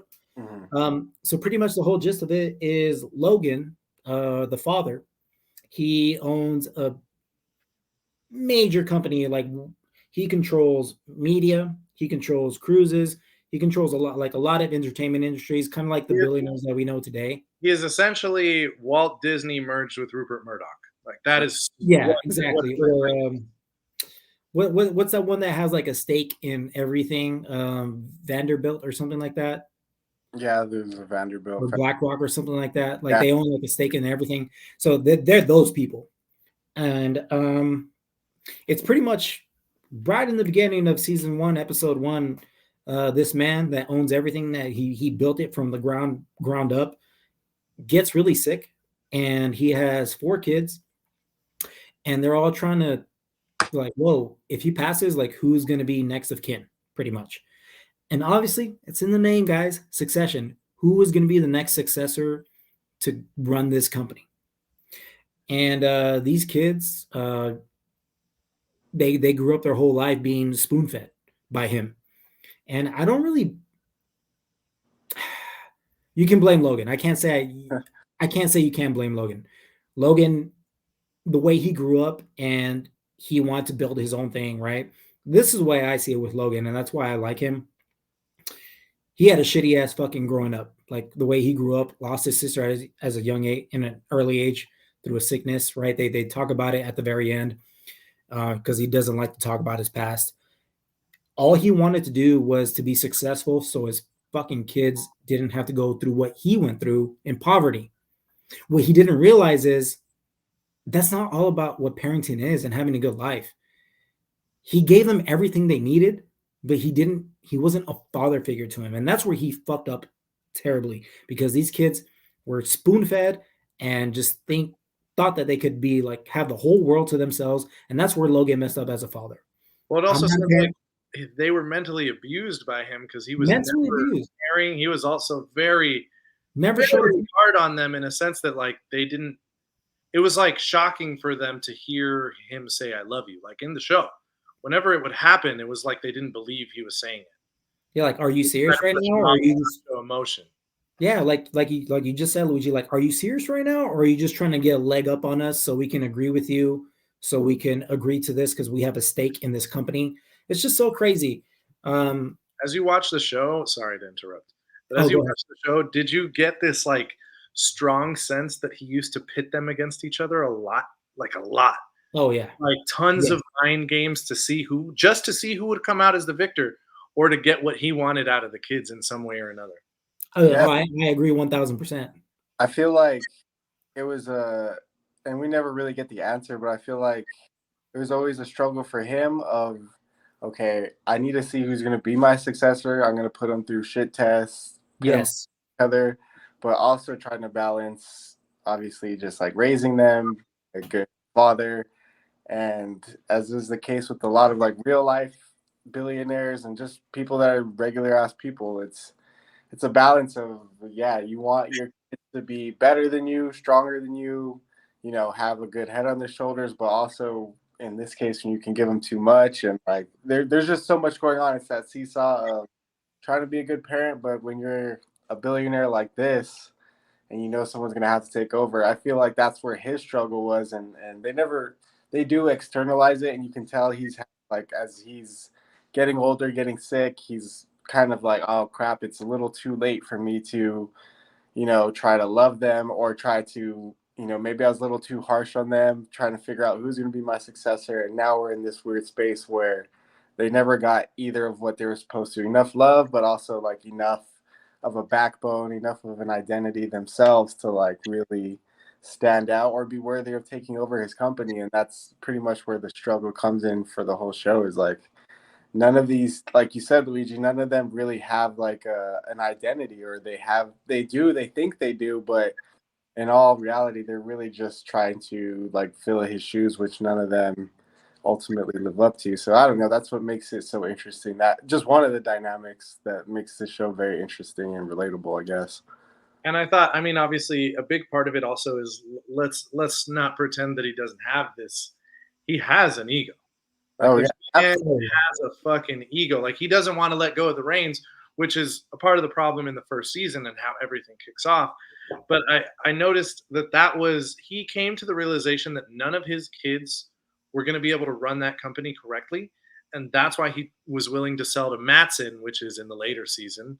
Uh, I guess the end of the third season and all of the fourth season, where he decides, you know what, I'm going to sell to this streaming tech app company which is run by a Swedish guy who's also such an asshole. But he reminds me Skarsgård. in some ways of Logan. Yeah, Alexander Skarsgård. Yeah, yeah. And he reminds me of Logan in a lot of ways in which he is pretty fucking cutthroat. Like he is a cutthroat motherfucker. And I appreciate that about him because it seems most of the time like you are getting you're getting what you see with Skarsgård's character. He is an asshole. He's Yeah. open about how much of an asshole he is. I think Logan was actually probably more likable than Skarsgård's character, but they had those similarities, and I thought that is why Logan was willing to sell. He thought, "Am I going to leave my company to these three kids that don't seem to understand how to make my company work and how to have the correct backbone?" You go back to the first season. Go all the way back to the first season. He doesn't want to give Kendall the company because Kendall gets overexcited about his own ideas and doesn't think them through, right? That's the beginning. That's just the first thing that he notices about Kendall, and then he starts seeing that Kendall does get unhinged, He does have drop-offs with his drug problem. Of course, those stem from his need to have acceptance from his father, even though he pretends he doesn't. It's this whole inner turmoil with Kendall, where he wants to be better, thinks that he's better than his father, but then you watch him and he is a worse father probably than his father was. Yeah. When you watch what he's doing, he spends almost no time with his children, doesn't even take them to work. And when they call, he's like, put the bunny on the phone. What the fuck? Yeah, man. Some of the things that I saw, and I wanted to bring this up to you guys because I know you guys will probably have opinions of this. You see that the way he raised Kendall was he brought him into the company at what seems to be a young age. He's not young in the show, but you could tell he's been with the company for quite a while. You can see that Roman has been with the company for quite a while. Shiv, on the other hand, was never brought into the company. I don't know if it's because she was a woman or he just thought, I already have 2 sons in and they both suck. I don't want my 3rd kid in there. Whatever reason he decided. But you notice that when he has conversations with Shiv, he is a lot kinder to Shiv and more willing to listen to her ideas than he ever is with Kendall and Roman, which is ironic because Kendall and Roman are the ones he actually put into the company. Yeah. What did you guys think of those dynamics?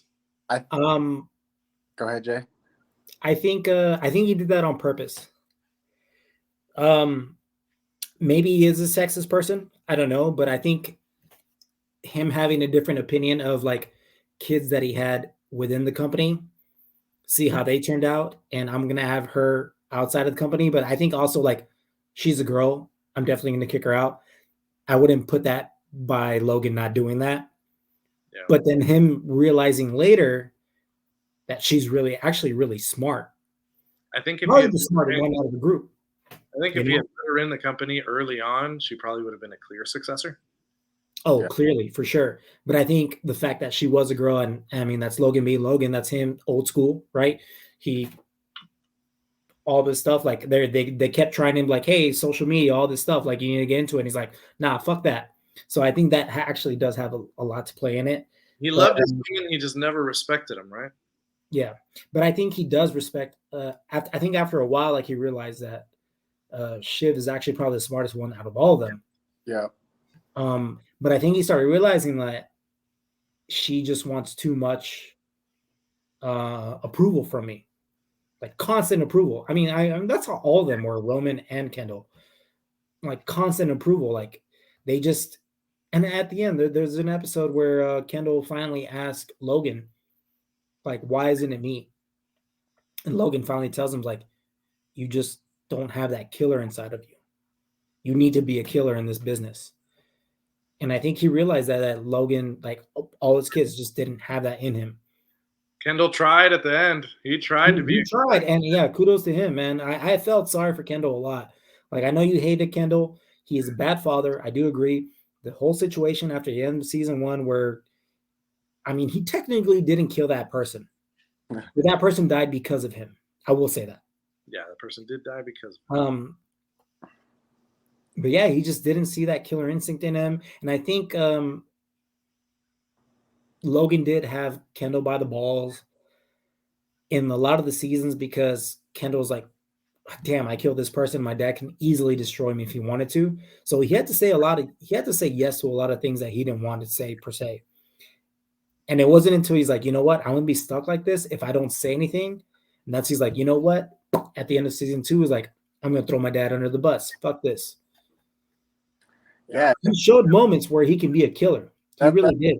That's what makes this series so interesting to me, is just like the character, whether it's Kendall, it's mostly Kendall, but it's also Shiv too, where, like you said, they have their moments where like they're totally blackmailed by their dad or like just called out and looking very weak. But then, of course, just being humans, they have their moments where, like Kendall at the end of season 2 is like, you know what, fuck that. I'm gonna show my dad. You get that sense from all of them that they almost have to like betray their dad or betray their family to get some respect from him. Respect, yeah, like it's crazy. Whether that works or not, obviously, it didn't really work out in the end. But like I feel like that's mostly all these companies too, whether they're related or not. It's like, how do I get the respect of someone who built something from the ground, and then it's even more complicated that they're my father, whatever. And you see all three of these characters, all four of them, even with Connor, the older son, they all have their moments at one point or another where, again, they're just trying to be an individual, stick out, and like, okay, figure out how am I gonna like, really take this over or prove to my dad that I am a killer or that I'm not what he thinks I am, and just the up and downs of all of them throughout the seasons. Like you said, for a while, Kendall's riding high there. It really seems like, okay, like after battling drug abuse and being like at, the rock bottom, he comes back and really looks like he's poised to take over. It doesn't happen, but again, it's just they fluctuate in and out throughout the whole series, and that's what makes it very entertaining. Well, interesting. Yeah. Go ahead, Thomas. Oh no, that's pretty much it. What I was just saying, they go through, each character goes through their cycle through the 4 seasons of low points, high points, and it ultimately ends shockingly for all of them. What I found interesting a lot of the times in the show was, I mean, you can constantly talk about the siblings because it's all about them, but they were able to ingrain humor into the show actually pretty. I thought the first and second season not as much, but the third and fourth season, like there were some really, really funny moments in the show. Even when they're shocking, they're kind of funny. Like I laughed a lot. A lot. Yeah, I found some of those moments just to be out there. I'm gonna go ahead and spoil it for the end, guys. Spoilers, the ending of the show. I'm about to say what happens. But when they're doing the final vote to see who is going to take over the company, to see if they're going to get to sell to Mattson, which is the Gojo, which is the tech company that they're going to sell to, Kendall thinks he has it in the bag. He's got everybody sold, and then Shiv has a change of heart. And I have a theory about that. Okay. Oh, give me that theory. Well, let me talk about the part that I find funny. Okay. When they go into the other room and Kendall is screaming at the top of his lungs, "I am the firstborn son!" I was like, what the fuck am I watching right now? Is this a giant child having a tantrum right now? Because that's what I felt. And I just started laughing because I thought that was the funniest shit. He was just like, "I am the oldest. I deserve it." And you're like, what the fuck is going on? And she's just straight out with him. She's like, "I love you, but I cannot stomach you." And I was like, that's fucking fair. He's got some stupid ass ideas, like fucking stupid ideas. Well, also why I think it's funny is he's not the firstborn son. He's not. Connor is. But Connor's never taken seriously because he's a fucking idiot. Like more than they are, which is shocking. He tries to run for president. That doesn't fucking work out. So yeah, my theory about Shiv was that she would rather be the wife of the man in charge than the sister who keeps getting pushed out. Yeah. That was why I think she finally changed her mind, because I do think that she can't really stand Kendall that much. Well, like if you watch their interactions, a lot of the time, I mean, she spits in that shake that they make him eat, remember? And you watch them a lot of the time, I think she has a resentment towards him because it does seem like he was treated like he was brought physically closer to their father than Roman or Shiv ever were. And he also seems pretty entitled and spoiled from it. I mean, they all are, right? But that would be my guess as to why. I think there's hints as to why Thom ended up becoming the heir. Like Shiv does mention to Mattson, like he'll suck a dick whoever is in charge, right? Or some shit like that. He's willing to do what it takes to be the next up. Not like his kids who feel entitled. Like he's been working his way up. He's willing to do whatever it takes to be at the top. Which is why Shiv didn't get it, because she was too pushy. Yeah, like holy shit! Like why didn't I see this before? Like why didn't we see Thom like this before? Like he's literally willing to do anything. He was willing to screw up his fucking marriage. He threw his marriage under the table many times so he can do that. And I think Logan saw that in him, and that's why he like kept him in. And then Mattson saw that, and he's like, "Damn, you're willing to throw your wife under the bus, bro? I gotta make you CEO, brother." Yeah, and she's pregnant. And she's pregnant. And she's pregnant. I think that was why Thom was like willing to stay with her. Right at the end, he just puts his arm out, but without any love, and you're like, oh, Well, yeah, and like you said, like another loveless marriage of a CEO. yeah, well, and like you said, like it kind of like at the very end scene where he stuck his hand out and Shiv grabbed it. Mm-hmm. That could also clarify your theory. Like Shiv would rather be the wife of a CEO than keep getting pushed around by her brothers. Mm-hmm. You know, because she grabbed his hand at the end too. You know, I think she thinks she can influence him more, which she probably can. She probably. Yeah, you're the wife. You can influence him the way that she did when she was his boss. Yeah, I think that's going to change. That dynamic will definitely change. You could see it in Thom's face. He was like, I'm not going to deal with your bullshit anymore. Yeah, like he's like, look at me. I'm captain now. I'm the captain now. I'm the captain now. But yeah. To answer you guys' question, though, Thom, my favorite characters were probably Logan, Greg, and Jerry. Those were the characters that I stuck around with, where I was like, all right. Yeah. Yeah, Logan, you get what you see, and he got shit done. He was an asshole, but you knew what he was. Yeah. Greg had the most morals, probably, on the show. I mean, he still sacrificed them when it came to money, but yeah. He still had more morals, even though he was a leech. And then Jerry, again, for the most part, you got what you saw with Jerry too. Like, she worked hard. She tried to help the company be the best it could be, and she stuck to one side. She wasn't constantly flip-flopping like other characters. Yeah, man. I think like just the fact that, again, spoiler, we're already spoiled, but the fact that Thom is the one to ultimately take over none of the kids, none of the, what we expected. For a minute there, it looks like Kendall's got the blessing in the very last episode. It appeared that his siblings were okay, finally had come to, and it's like really one of the only like wholesome moments of the show where all three of them are like, okay, you know what, you deserve it, Kendall. You've been with Dad the longest. You're probably most fit to take over as far as business sense, and like it all seems very like like it was gonna end how most shows end. Okay, like there is a successor. It's got to stay within the family. It looks like it's Kendall. They all agree on it, and the way that Shiv just comes in like a wrecking ball last minute and kind of like steals that out from him.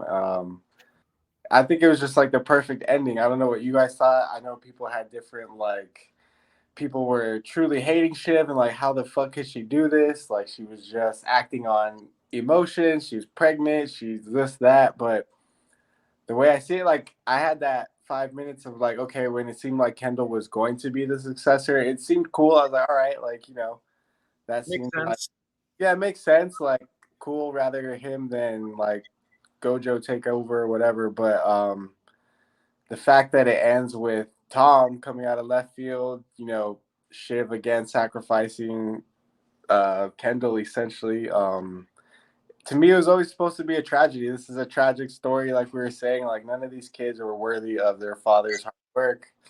They're all like scumbags in the end. No matter how hard they tried to manipulate each other, manipulate their dad, manipulate the system, whatever it may take, like, I found that it was ultimately so fitting that like none of them took it over and someone from the outside just like came in and snaked it. So what did you guys think about how it like ultimately ended? Were you happy with that? Were you sad? What'd you guys feel? So no, on the money, Thomas. Like, I love the way it ended. I honestly, the only thing I'm mad about, I kind of wish Roman and Jerry ended up together. I love Jerry, by the way. But I don't know. I just kind of like their relationship when like she was talking shit to him and like he just was getting like turned on by that. Like, it was just kind of, it was funny. And you can tell that Roman really cared about Jerry. Huh? Roman, the little masochist. Yeah, like you can tell that he really cared about her because she, in my eyes, the way when I was watching it, was that Jerry was more of a mother figure to Roman than his mom actually was. And like if you notice Roman, yeah, and I think that's why I turned him on a little bit. And like when he was saying is like, oh yeah, my brother used to lock me up in a cage, but like it's like, no, you like that shit. Yeah. Yeah, like he liked Yeah, that everyone was like, dominatrix "Oh, shit. you liked it. You wanted to be in there. You told us to put you in there." Yeah, like Uh, and that's the type of person he was. And like you kind of already knew after that episode, you're like, no, he should not be the heir, like at all. And that's kind of the thing, like, throughout the whole series, like, that Roman's like a little weasel and he's weak. Like, you get all these little moments, whether it's with Jerry or whether when he turns on Kendall at the end of season 1 in the vote against their father, and he just fucking folds. yeah, that Fold. Yeah. cold-blooded folds, or if it's up to the very end where he breaks down at the dad's funeral, like, actually for the first time, and like, Yeah, and he can't give the eulogy. yeah, He's trying to be strong, and it's like, dude, it does happen, but like, bro, come on. yeah, Come out. That's the only one I'd give him a pass for. But when he throws a tantrum with Mattson, and when he fires Jerry, and I hate Yeah, when he fired Jerry, like, what the fuck, dude? Like, he you has love those him. 3 tantrums, I was like, you're not fit to do this job. Like, it's okay to have emotions at a funeral. That's a place to have it, right? But I think Shiv handled her emotions way better, and Kendall was completely detached from the situation because he was. I'll give it to him. That speech was fantastic. yeah, What He had a I great just speech at the funeral. Yeah, what I disliked about Shiv was just she was always like, well, honestly, like I can't be mad at her, but she was always constantly looking about herself and like was always fucking someone over, like just constantly looking about herself. And I guess in this business you have to, right? And that's what pissed me off so much because like I don't think I could ever do that, and I think that's why I hated her so much because like I don't know if I could ever do that. And Kendall too himself, like all these people are just like constantly looking after themselves and like not what's best for the company. I don't know, man. Like, What always got me was their lack of being in touch with reality. Like, where they genuinely thought they were more important than the rest of the world, and they would make it very clear. Like, they had no sense of the understanding of waste. Like that episode where Logan throws out all the food because someone had put a raccoon in the for Shiv's wedding, I think, rehearsal or something. oh yeah, yeah, it was in the fireplace. The Throwing out fireplace. lobster and steak and all this other stuff, and you're like, what the fuck? And Kendall's just there smoking a cigarette, like, yeah, cool. That doesn't seem weird to me. For me, it was when they're like, "Hey, we're not gonna."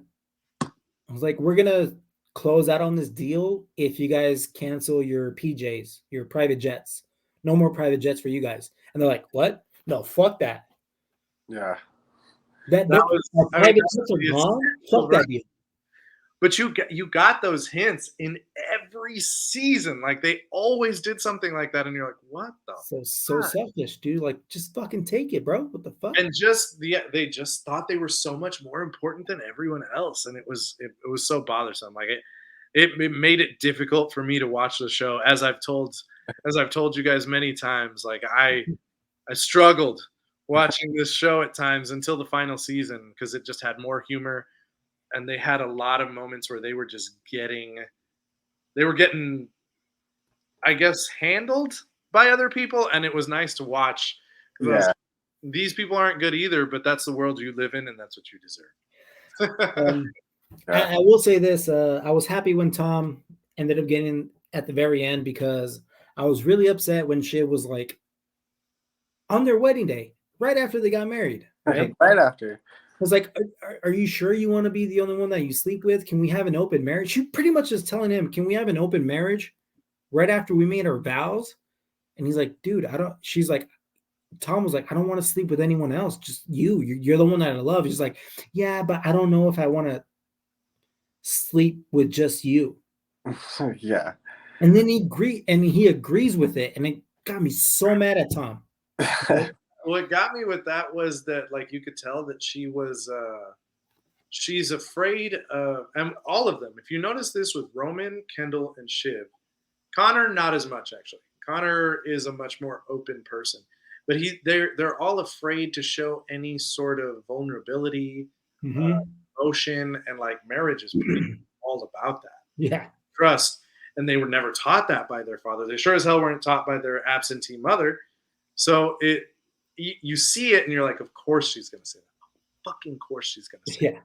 But dude, what pisses me off is he agrees to it, and then she goes sleeps around, and he's clearly upset because he don't want to agree to it because like we're already married. I fucking love you. I want to work this out so you don't have to sleep with other men.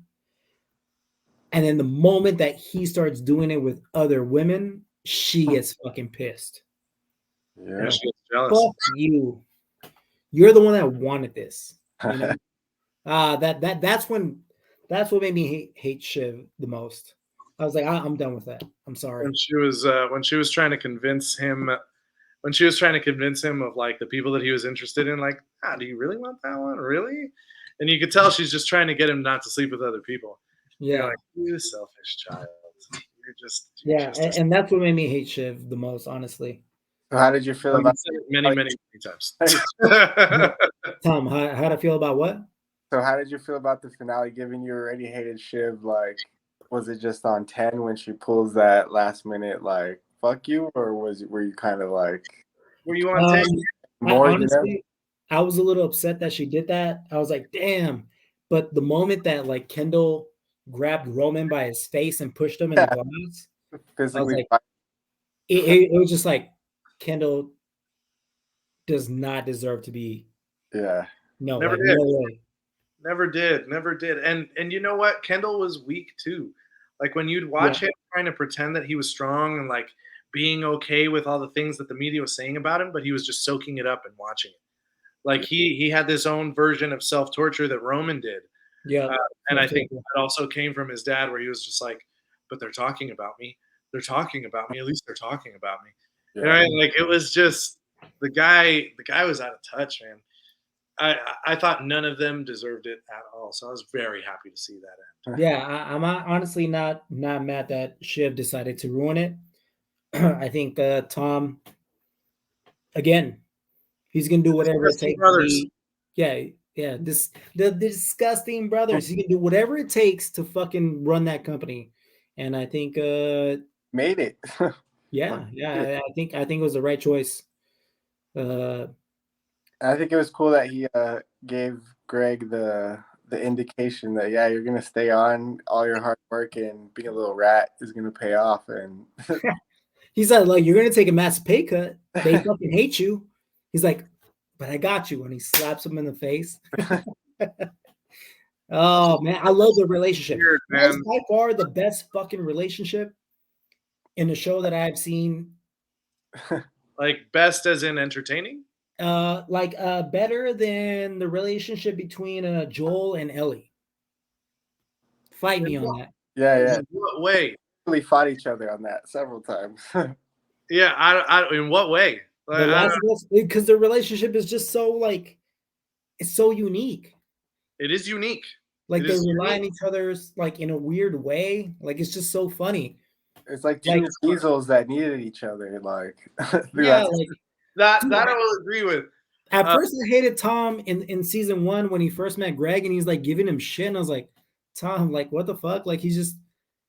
But if you notice throughout the seasons, and this is why I don't like their relationship that much, although they have their highlights, but Thom just takes out all his aggression towards his wife on Greg, and that's not fucking cool. Like what the fuck, dude? Like every time something is even somewhat a mirror of what's going on with Shiv, he just loses his shit on fucking Greg. I'm like, fuck you, Thom, you fucking bitch. Go talk to your wife then. No, exactly. Greg is his wife. It's not Shiv. You don't get it, though. And at the end, where Greg like fights back, you know what I mean? Like, oh, that was my favorite scene of the show. I was like, yes, Greg. He slaps him back. Because that warmed my heart. And then even Thom was like, fuck you. Thom, what were you gonna say? Oh no, bro. Greg had to take it. Like that's what Thom saw in him. Like, hey, there's no one else I can take this out on. You're not gonna leave this because you're trying to snake your way into some like inheritance too. So like, exactly.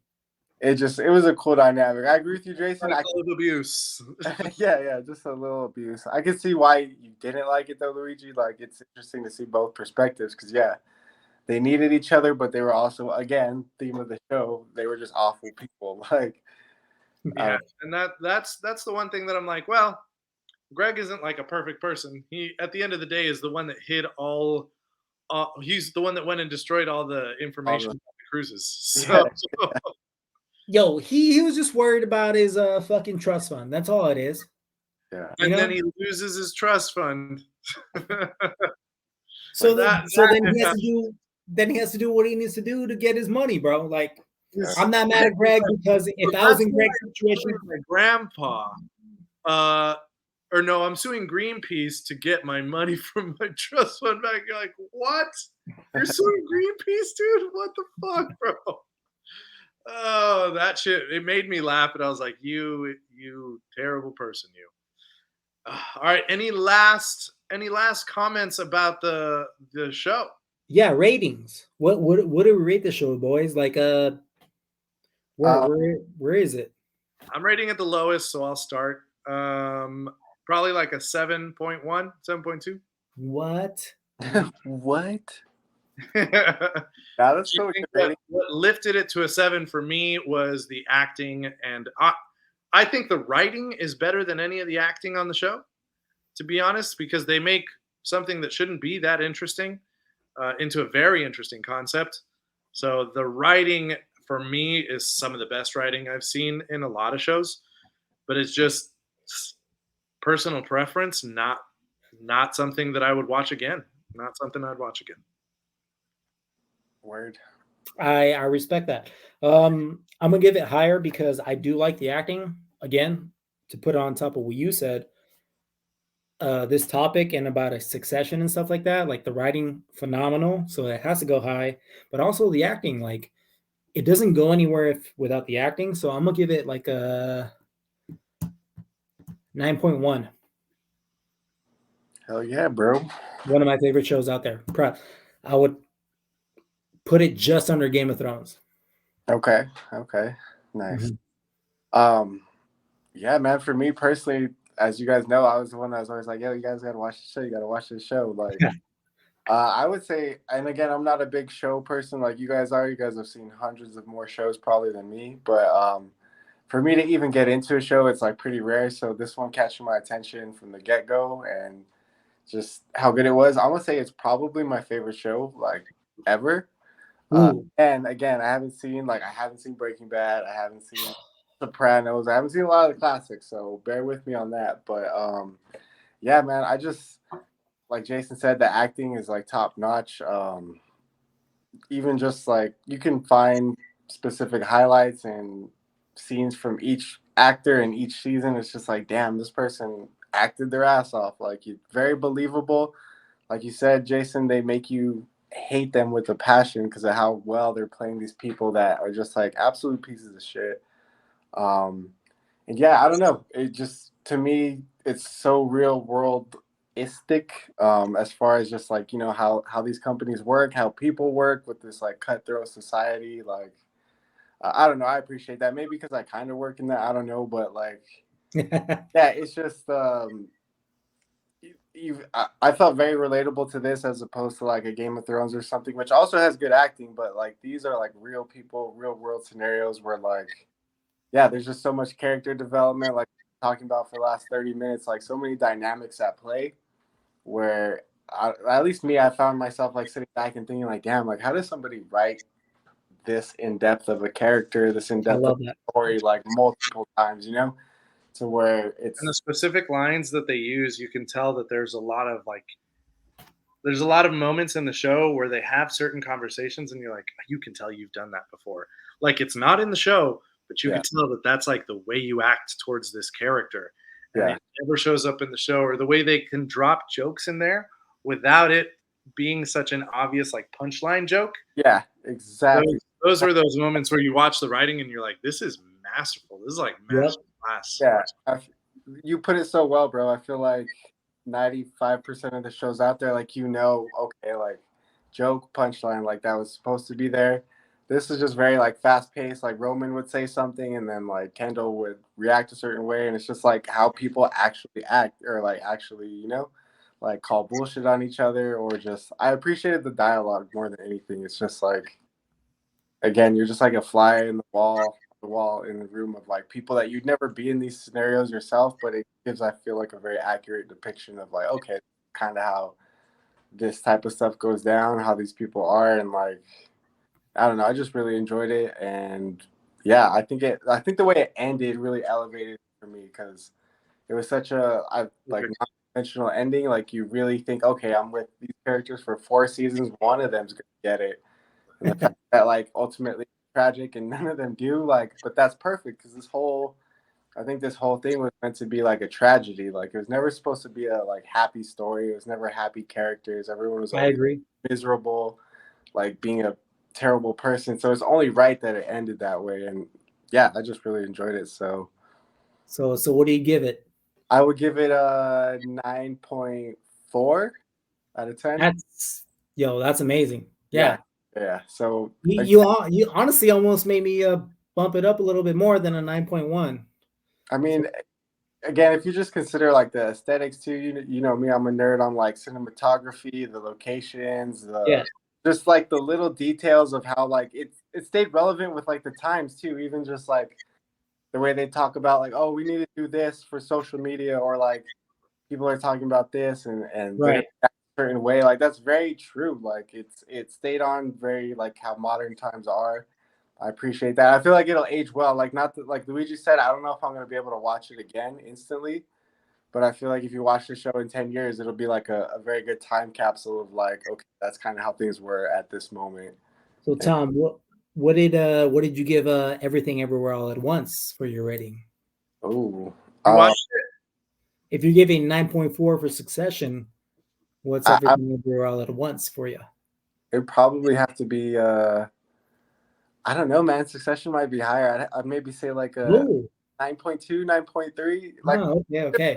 I know. Shows and movies are different. I get it, yeah, but I'd say it's hard to compare shows and movies. But I just know with both of these, like, not to say that I'm a totally soulless person, but both of those, that movie and this show, like, actually moved me emotionally. I think I'm very good at being like, oh, this is just a show. This is just a movie. Like, you know, why am I gonna get emotional over this? But I found myself with this, like, at the end, just like almost shedding a tear, like, damn, I can't believe it's over. Like, yeah, I felt agree. like that with Everything Everywhere All at Once and this show. So I don't know. I feel like, yeah, when a show can really do that for someone, I guess that's why I value it so high. But I know everyone has their different things that make them that way. So, Luigi, you said you got emotional with the Flash. Like, I get it. Like, it's different things make people like, fuck, you forget it's a fictional thing. It's it's just those moments where they can catch you. Yeah. Like in Succession, actually, when Logan dies, that episode where they're reacting to his death, that one hit me fucking hard. I was like, oh my god, like Yeah. I had trouble finishing the episode because I was like, I think I want to cry right now. No, exactly. I fucking cry right now. That was a tough one. That was that was honestly like what made me not hate the show. Yeah. Because for a while I was like, I fucking hate this show. There's nothing joyful in this show. Because for me, when I watch most shows, like outside of horror, but even with horror, like there's a purpose there for me.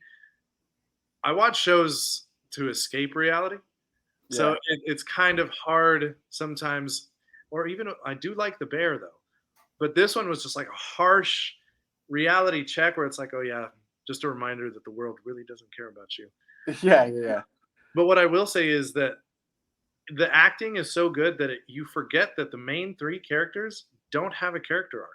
They stay in the same place throughout the entire show. Yeah. Like they don't fucking change. Nothing changes about them. Logan doesn't change. They The only attempt. character that I see change is Thom. He's the only one that I see has somewhat of an arc because he finally grows a backbone and that's it. Yeah. I think that's what makes it entertaining. They attempt to change. Like you think, oh, like Kendall's kicked his drug habit, or like Roman's maybe actually gonna like boss up. Like you think they are, but like you said, it just ultimately never happened. Like that's kind of what makes it cool to me too. Yeah, they always fall short, and I guess that's what Yeah. the moral of that show is. Yeah. Adam McKay did a great job producing this show. I mean, he did great work with Will Ferrell, and that's where you can see the humor. Yeah. This is definitely some stuff I wouldn't have expected from McKay. So big shout out to him. But we're gonna wrap it up there, guys.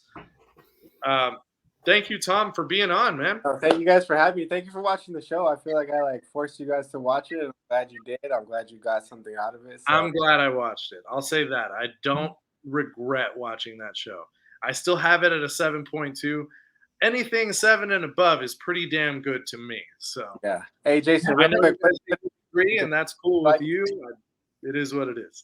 That's still crazy to me that you have a 7.2. Although I will say, I'll say this, Thom. Breaking Bad, watch that. Oh, if you like Succession, watch Breaking Bad.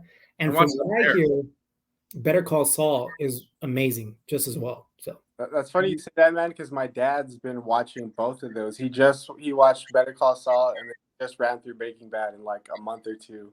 So I've seen a little bit. Like I was like, no, I'm gonna watch it. Like, but yeah, it was cool seeing him experience all that. Like, wow, this shows. He watched Better Call Saul first. Like, what? Yeah, wow.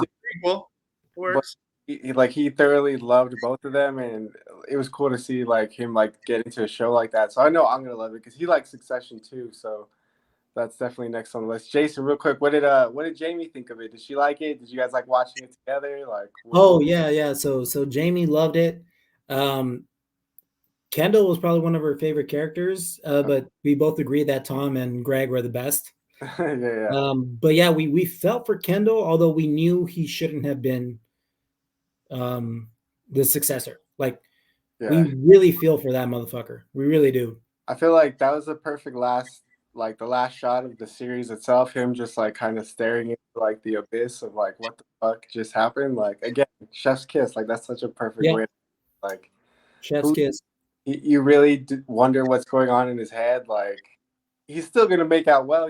This guy's still gonna get his cut of the sale. But like I don't know. It was just a perfect way to end it. Roman with his. Just like going back to the bar and just being like, fuck it. I don't think I ever wanted any of this. Like, yep. The slight smile that goes on his face. Like, it's finally over. Yeah. And you feel like that's what he wanted all along. Again, as much as they want to act like they didn't or like try. Still got billions. Yeah, exactly. So boo-hoo. Boo-hoo. Boo-hoo. Yeah, feel bad for no one. Guys, thank you guys for having me. I appreciate it, and look forward to talking some Barbie and Oppenheimer hopefully with you guys back to back. Yeah, I'm gonna have to watch both of those to cover it for the pod. So we'll definitely be talking those next month. But that's it for us this week, guys. Thanks for watching. If those of you who are watching, thanks for listening. Those of you who are listening, we love you. Thank you for supporting us. Don't forget to follow us on Instagram at revenge_of_the pod. Is that correct? Revenge_of the pod on Instagram. So we need to fix our banner. Sorry about that. YouTube at Revenge of the Pod, no spaces. You can catch us on Apple Podcasts. You can catch us on pretty much anything Twitch. See you guys again for another episode of Revenge of the Pod.